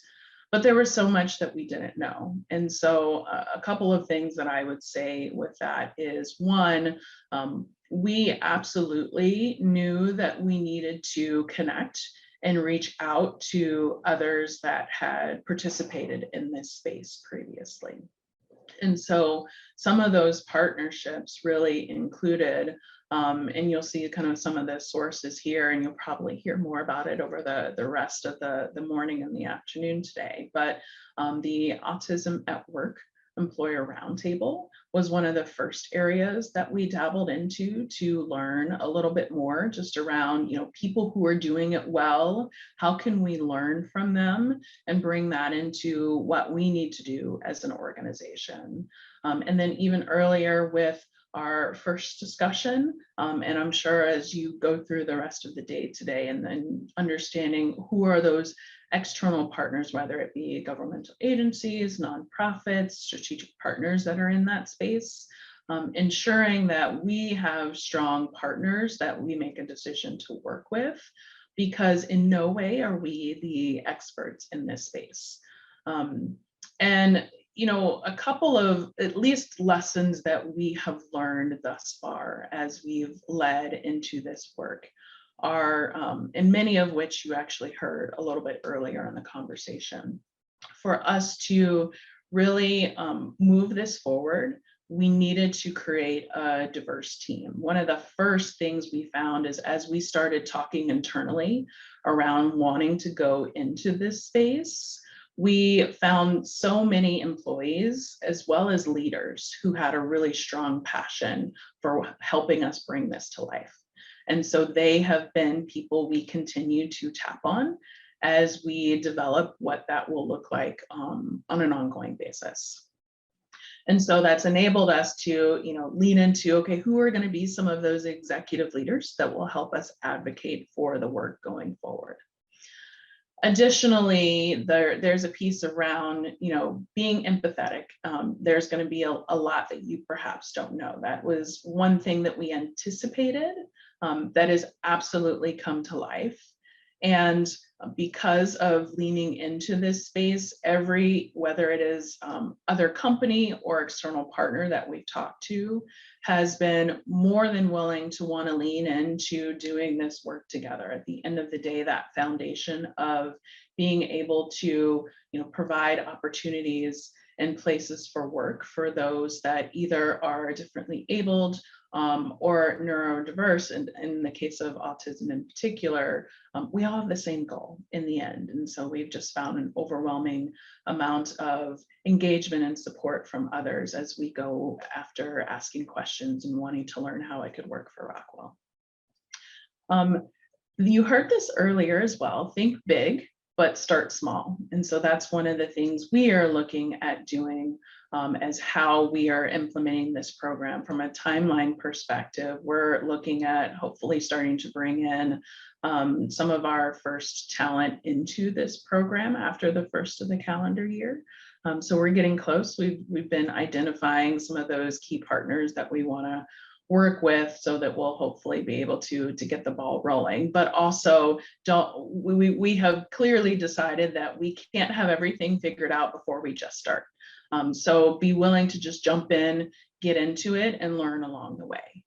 But at the same time, making sure there's still a bit of a sense of urgency as we walk through that process. And then lastly, I think one of the big parts that we have taken on with this is making sure that as you lean into the work, there's always some cautiousness around ensuring that it's not a check the box exercise.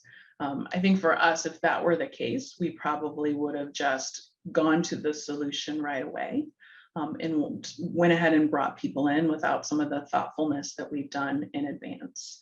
And so it's been great to really take that step back and really look at how do we make this most successful, because we want to ensure that it's the right teams, the right place for that talent that's coming in to be able to start their career, but continue to grow that career with us as well. I will come back. It looks like there's a question in the chat around Rockwell's DEI journey. Let me answer that one really quick, because as we get into the rest of the conversation here, it will shift a little bit. And so the question that I have here is, how long has Rockwell been on its DEI journey? And then please share an example of what the Inclusion Change team has championed. And so happy to do that. And so we have had a more formal DEI journey since 2008 was when we hired our first leader to really champion that work. And so amazingly enough, it's been, I guess, 13 years now, going on 14. And however, what I'd say is there have always been pockets of work for a very long time that we've had engagement in that space. In addition, as we think about the inclusion change teams, they have been paramount for us in the work that we do. And so a couple of examples of how we are leveraging our inclusion change teams. And so although we may have a company-wide strategy, we may have one specific business. So I'll just throw out sales as an example. In our sales organization, because we have people distributed all across either the country or the world, there are going to be somewhat of different challenges that they will be facing as it relates to DEI and culture. And so what that inclusion change team will then do is implement in particular strategies or programs to be able to support that audience. And so as an example, one of the outcomes of our sales organization and their inclusion change team leading into the work was actually the development of a new ERG, which we call Rockwell Automation Wi-Fi, which is Women in the Field. And so that's one example. We've had others that have come out as well, but as we think about what are the individual and unique challenges, whether it is within a business group or segment or a region, they are able then to customize that to support their specific employee base. All right, great. So let me jump into the talent and retention and development piece. And so before we jump to the next slide, maybe just to give a little bit of backdrop. So there are a lot of things that we are doing really to support our overall retention and development for employees. But one of the areas that has been in place for the longest is what I want to talk about today, but I wanted to preface it with the fact that this is really just one area that I want to lean in and talk to. But for us, especially in this place or in this space, as we talk about disability talent that is coming into the organization, it's a pretty significant one. And so if we jump to the next slide, I'd like to talk about our employee resource groups. And so, currently we have grown to the list that you see here, right, of 14 ERGs across the company. Our oldest one is actually 27 years old.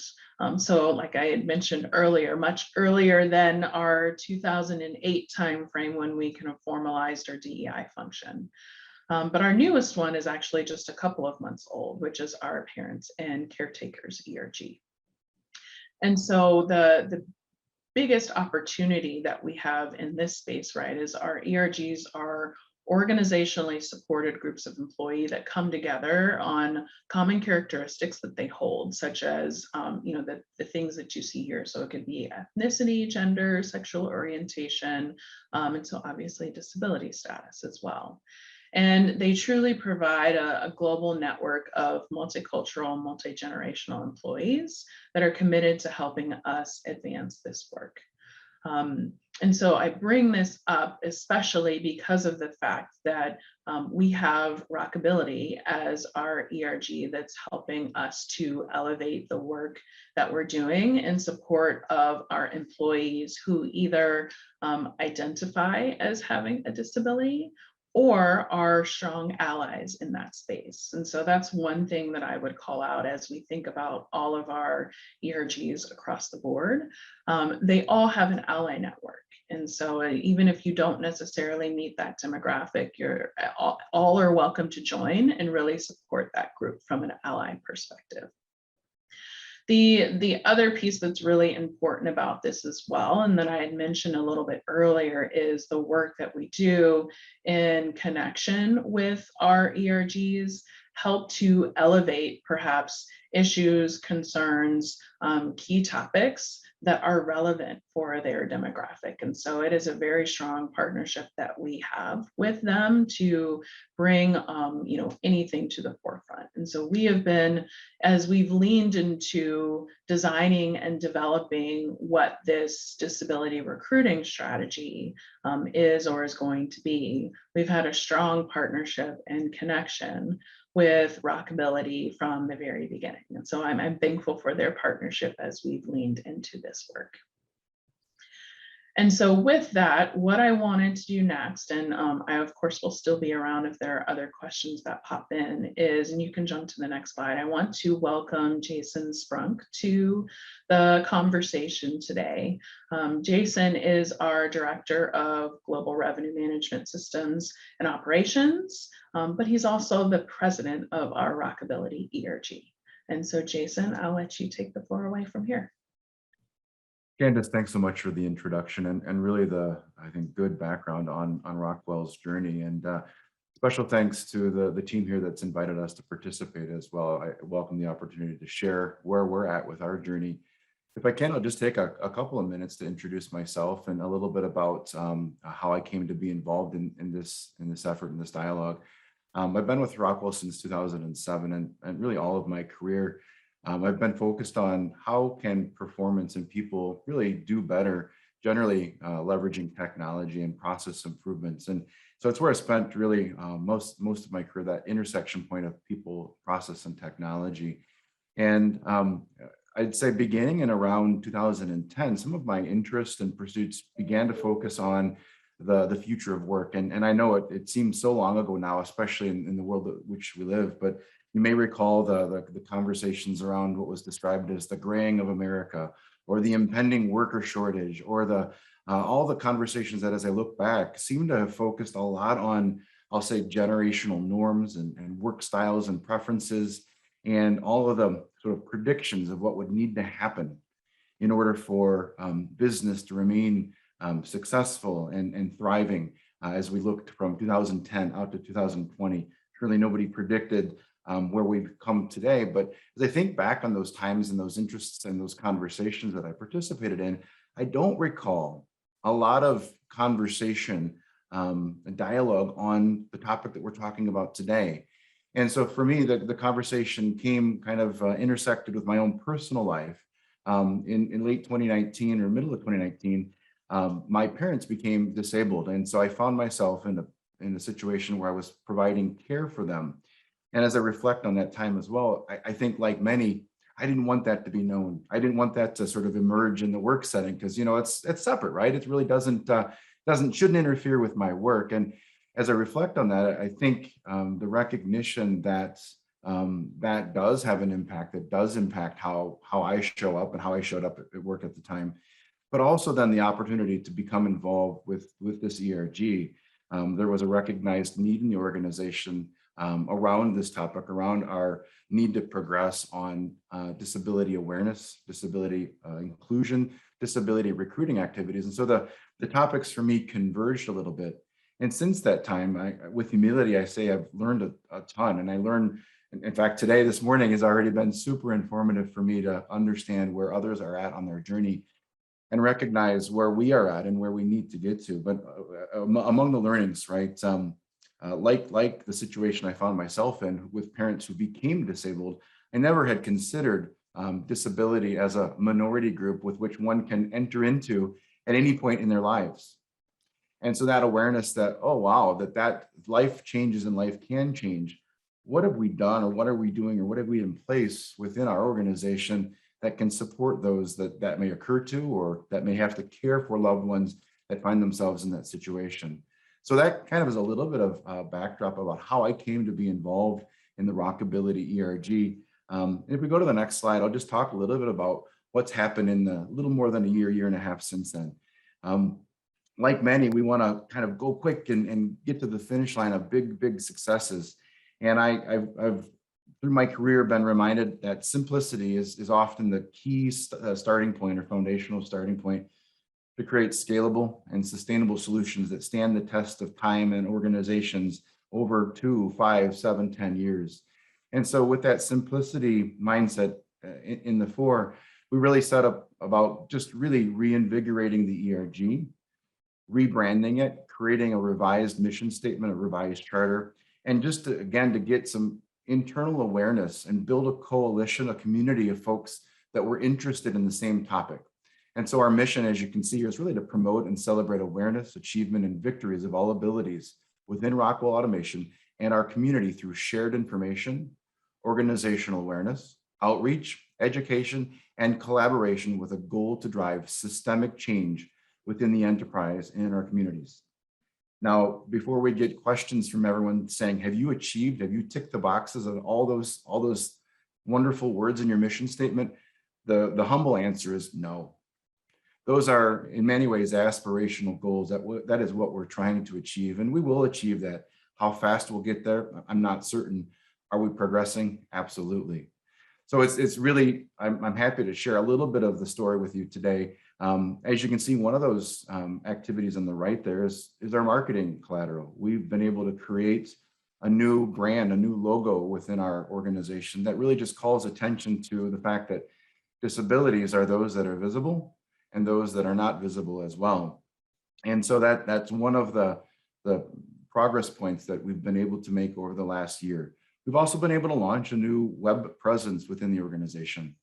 We've been able to really reach an ally ranks, and through that, we've gone from a small number of allies. We've more than double, I think, tripled the number of allies.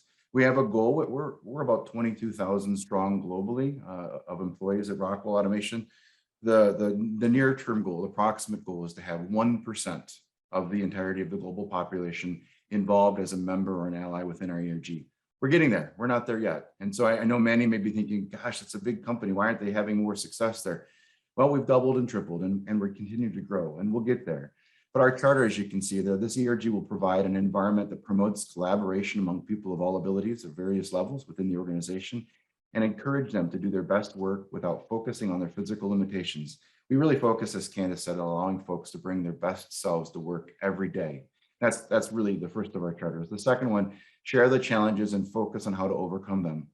As I began to lead this ERG and sought help from others, I learned that there were many others in a comparable place, either caring for loved ones with disabilities, or actually with disabilities themselves, that they, like myself, just weren't comfortable in sharing or talking about in the work setting.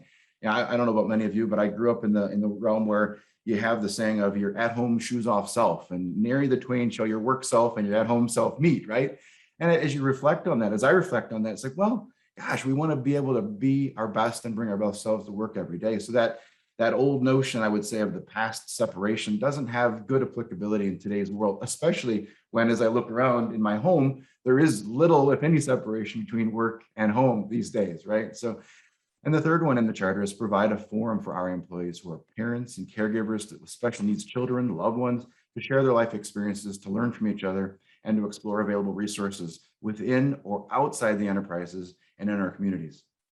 So one of the great things that's happened along the way, and sometimes I've said in my life, I'd rather be lucky than good. One of the lucky opportunities was really being asked, to be involved with this ERG, but also then to be able to impact and partner with Candace and her staff and Yvonne Kennedy, who's here on the call today, to actually progress and make intentional improvement on our recruitment efforts and frankly, our retention efforts of those with disability. I was really excited to hear earlier today Advocate Aurora talk about their 33 folks that they've been able to, with intentionality, recruit into their organization. I would love to be able to come back to you next year and say that we have 5, that we have 3. We're really formative in our journey where we're at. And we've been on this, I would say, intake realm where we are learning so much from many who are, as Candace said, really eager to share their story, their experiences, their lessons learned. We've learned about the progress at Walgreens, at Microsoft, at SAP. We've had many conversations recently with many partners here on the phone that have shared with us how we can go about really this intentional focus that we are going to be implementing of improving our recruitment for folks with disability. The other super lucky thing that I would say that's happened was being asked to work on our community impact. And so an opportunity presented itself earlier this year where we were asked to work together with Disability in Wisconsin and to create an awareness event that would drive regional-wide awareness through the Milwaukee and the greater Wisconsin realm. And I'll tell you, I had never organized an event like that before. And with the great help of my committee, Judy Quigley, Derek Smith, and David Bassett, frankly, we exceeded expectations. We ordered up good weather and we got that done too. And all in all, it was remarkable, the hospitality, the support, the showing that we had recently in September out at Silver Springs, where we had over 170 golfers show up to have fun, but more importantly, really, again, make intentional progression on the disability awareness and inclusion needs across all of our shops, across all the region.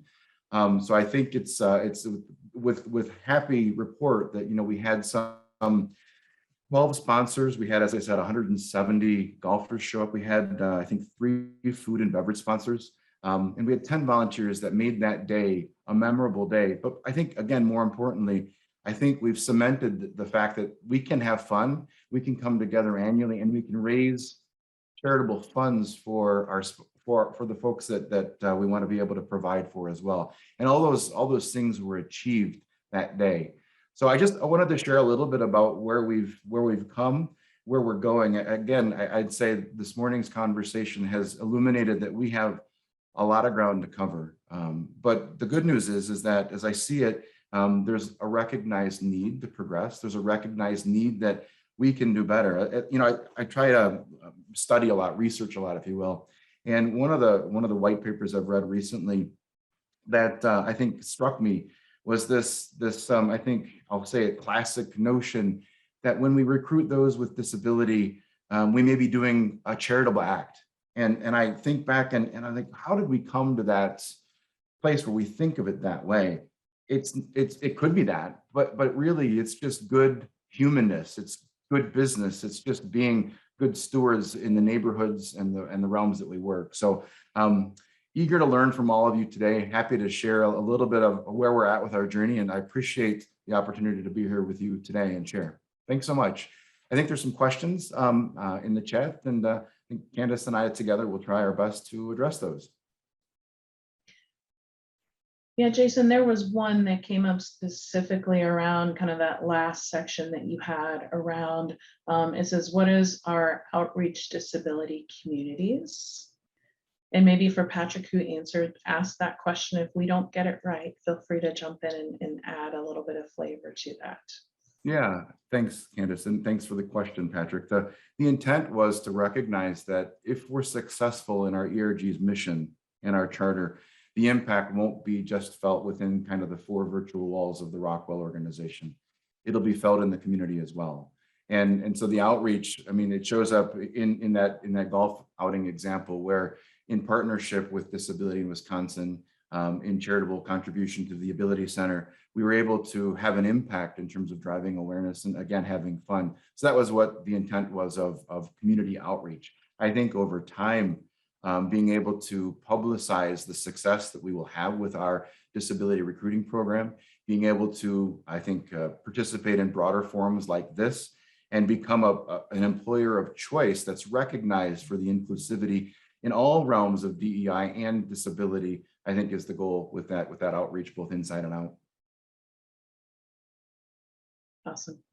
Thanks, Jason. And maybe one other thing I would add into this just in the overall conversation. And we'll see if there's any other questions that come in, or maybe ones that we missed that the hosts can help us navigate. But I think one of the overwhelming pieces that we've seen as we've leaned into developing this strategy, and I mentioned it earlier, but I think it's worth calling out again, is as we have had our internal conversations with other employees, we've had an overwhelming response of engagement, especially at the leadership level, of people who really have an invested interest in seeing where we can take this. And so I think, I can't remember who mentioned it earlier, but I believe it was in the Aurora presentation around the fact that, you know, this demographic in particular is one that really could perhaps touch anybody at any time, at any point in their life. And it's been nice to be able to see whether it is a personal example that is important to them, you know, a stepchild or a parent or an extended family member who identifies, and so it is very much a part of who they are, or others that see themselves strongly as allies and are invested in how we drive this forward.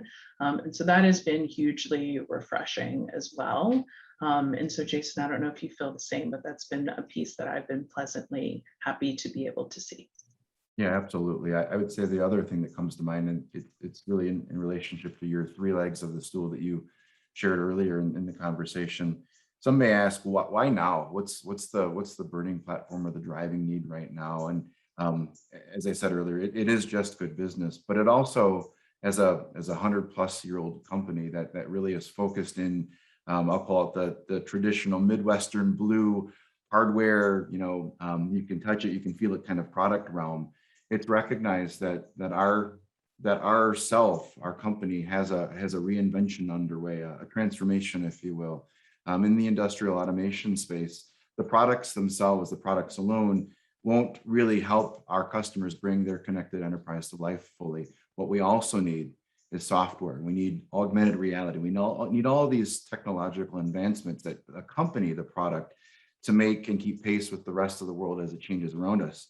And to keep pace and to change and keep up with the rest of the world, we've also, I think, recognized that it requires us to change our thinking, change how we approach our recruitment, change how we approach our retention. And so the why now is because of our need to transform. To also recognize that we are not really tapping into the talent potential as best as we could and frankly should these days. Awesome, thanks, Jason. Well, it looks like we may not have any other questions.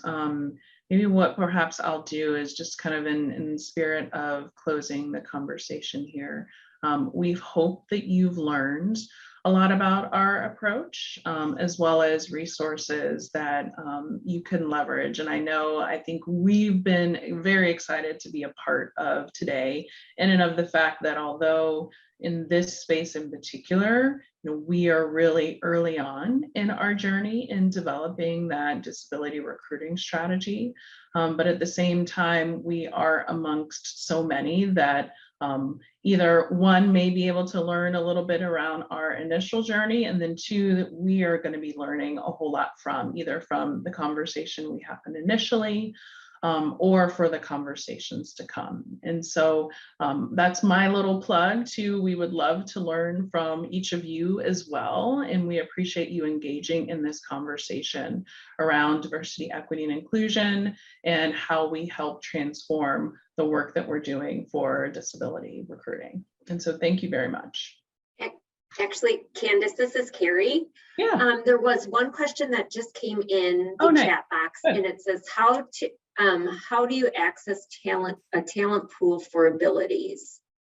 Great question. And so for us, I think there's a couple of things.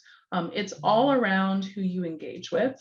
And I think it's also the importance of the partners that you work with. And so to me, that there's two parts to that. So one is we need to do our job internally as an organization to ensure that we are showing up as an employer of choice for employees or potential employees that would identify in that space. And so I think that's one.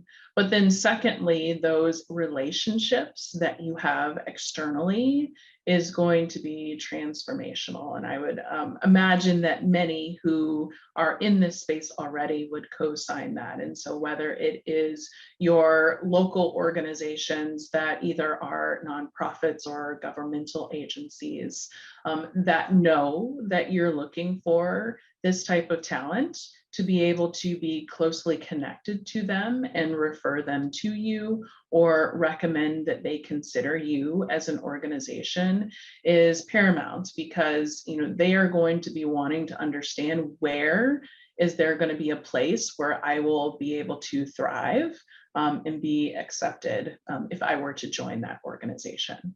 And so to me, without those two pieces paired together, and I would even put the partnership side probably at the top of the list for that space in particular. Jason, anything you want to add to that as well?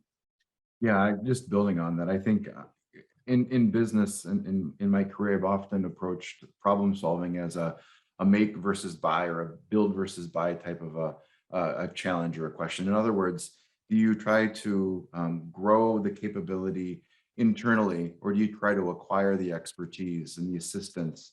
And I think it's become really clear from my perspective, and to be frank, I through the years have through the last couple of years had tried to, with I'd say good intent but poor execution, attempted to be successful with recruitment of those with disability, and learned, really I would say, the hard way that will and intent alone can't quite get it done. So I think the lesson that is really coming into focus, that acquiring, partnering, leveraging the experiences, the expertise of organizations that have blazed this trail before us is really the way to go. And I think we're in the stages right now where we've had, as I said, a number of those conversations. And again, Yvonne, who's on the call today, has been instrumental in making those connections. And I think we're very close to moving from the, I would say, information gathering and sort of the analysis phase into the early success phase, where the number becomes 1, then 5, then ideally 33 in the future and more.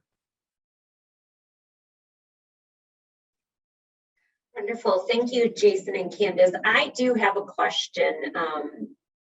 How do you determine the groups or the needs for the new ERGs or VRGs in an organization? Do you ask employees what they're looking for?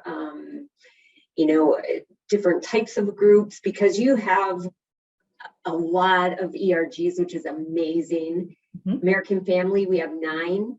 So we're always looking to continue to grow and improve as well. But how do you determine those different groups? Yeah, it's a great question. And it is very much employee-led. And so the way we actually start that process is most of our, all of our ERGs and most of them in the ways that they have come to be have been very organic. They start as an interest group, actually. And so we have built out now at this point a strong kind of governance process as how potential ERGs come to be. But what it starts really with is a group of employees that come together based on certain characteristics or demographics that they have in common.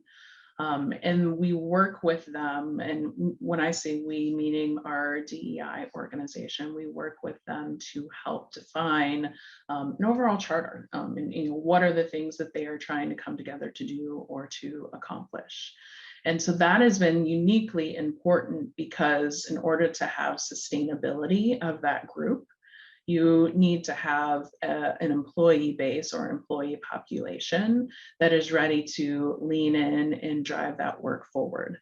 It's also hugely important because, with them being ones that lean in with us and providing, insight as to what's happening or what is showing up for that audience and population, getting that level of engagement of support for employees, since it is a volunteer-based opportunity, it's paramount for it to be employee-led in that way. The one thing that's not mentioned on the slide, I don't believe, but although we have the 14 ERGs, we actually have many of them that have multiple chapters as well. And so what we've tried to do is, as an example with the Professional Women's Council, which is our oldest, we have chapters all over the globe with that one. And so there's consistency as far as them being over the overarching umbrella, but it allows us to have chapters like in Singapore as an example, or in Europe, and where we have large populations of employees that identify for those groups. And Candace, if I can, how I see it as one of the volunteer members of the community in an ERG role, I would say that the support that the organization provides for the ERG, it's on a continuum of, if at the far left of the continuum is completely organic and independent on your own, and the far right is super structured and even prescriptive, I'd say it's a really good balance right now where there is enough community-driven involvement, and there's a good support structure. There's a willingness of time commit to be involved. There's a supportive structure of management. There's even a community support resource. I'm thinking of Alicia, Candace, that really plays the role of being kind of the steward and the advocate of helping ERGs wherever they're at in their size and their reach and in their life, helping those ERGs like ours navigate the proper processes and the annual budgetary cycles and things like that. So I would say that I've seen an intentional progression and frankly improvement in how the organization supports the ERGs. And I think with, again, an intentionality and recognition that the ERGs allow for folks to become involved and break down that barrier that I mentioned of the past, where you want to have this at home shoes off self versus your at work self, and really moving beyond that past construct. Wonderful. Thank you so much, Jason and Candace. There is one last question in that we'll take that's in the chat, is what support do you have for people with abilities at Rockwell? Great question. And it is one that is not really specific, and that's a bit intentional, right? And so as we talk about the conversation around equity and meeting people where they are, it is absolutely dependent upon the employee. And so, and I'll have Jason talk about this as well, because I think it, it touches more directly a lot of those that he is partnering with the ERG. But we have intentionally really made that to where it is not a one size fits all approach. And so it oftentimes depends on, what's available. But I'll give you a couple of examples. I think we've got places where technology enables things for us. And so whether it is ensuring we try to have technology in place to where there's closed caption on conversations or transcripts within meeting calls and conversations. It could be also more structural in what's in place from a facility standpoint to ensure that we are accessible for all. So whether that becomes someone who has a wheelchair that they are using, or perhaps crutches that they are leveraging throughout the day. And so it is absolutely employee specific is kind of the best way that I would respond to that. Jason, would you have any other examples that you could share around places where we've made specific accommodation? Yeah, I'd say indirectly, one of the things the ERG introduced was a wish list, a place where members of the community or beyond can come and place an item, a request, if you will, for an improvement, an organizational improvement. And it could be anything really. It could be a structural improvement. It could be a process improvement. And the number one requested improvement is exactly what we've talked about today, the creation of a hiring and talent acquisition approach. So I think, again, there's been an intentional connectedness. So I don't know if that was the specific, probably wasn't the specific, accommodation like request question, but it is an example of where the ERG has shown up, I think, to connect to the broader formal systems in the organization. And then maybe the last thing that I would share is from an accommodation standpoint, I think we heard this in the first presentation as well. Is that something that's front of mind for us as we think through whether or not there's anything we need to have front of mind as we bring new talent in that perhaps identifies in the disability space. And so it's front of mind for us, but we also know that it's not going to be the same for everyone. So trying to keep that in mind. Wonderful. Thank you so much, Candace and Jason. Your journey at Rockwell is amazing. Great information. Thank you. I love the ERG wish list. That's a great idea. Very great idea. So right now, our next thing on the agenda is going to be a break. And then we will ask you to log in to 2 different links. Whatever breakout session that you choose would be Breakout A, which is American Family Insurance Diversity Recruiting Strategies. There's a separate Zoom link for the breakout session. And Breakout B is Goodwill Industries, South East Wisconsin, Inclusive Strategies for Successful Interviewing and Onboarding. There's 2 separate links that were sent to you in your Know to Go document. So whatever breakout session you choose to join, that would be wonderful. I did send out in the chat as well those links. Please be ready to come back at 10:45 for the breakout session of your choice. Those will be Zoom interactive meetings, so feel free to turn your camera on and ask questions, very interactive sessions. So we will see you back at 10:45. Thank you so much.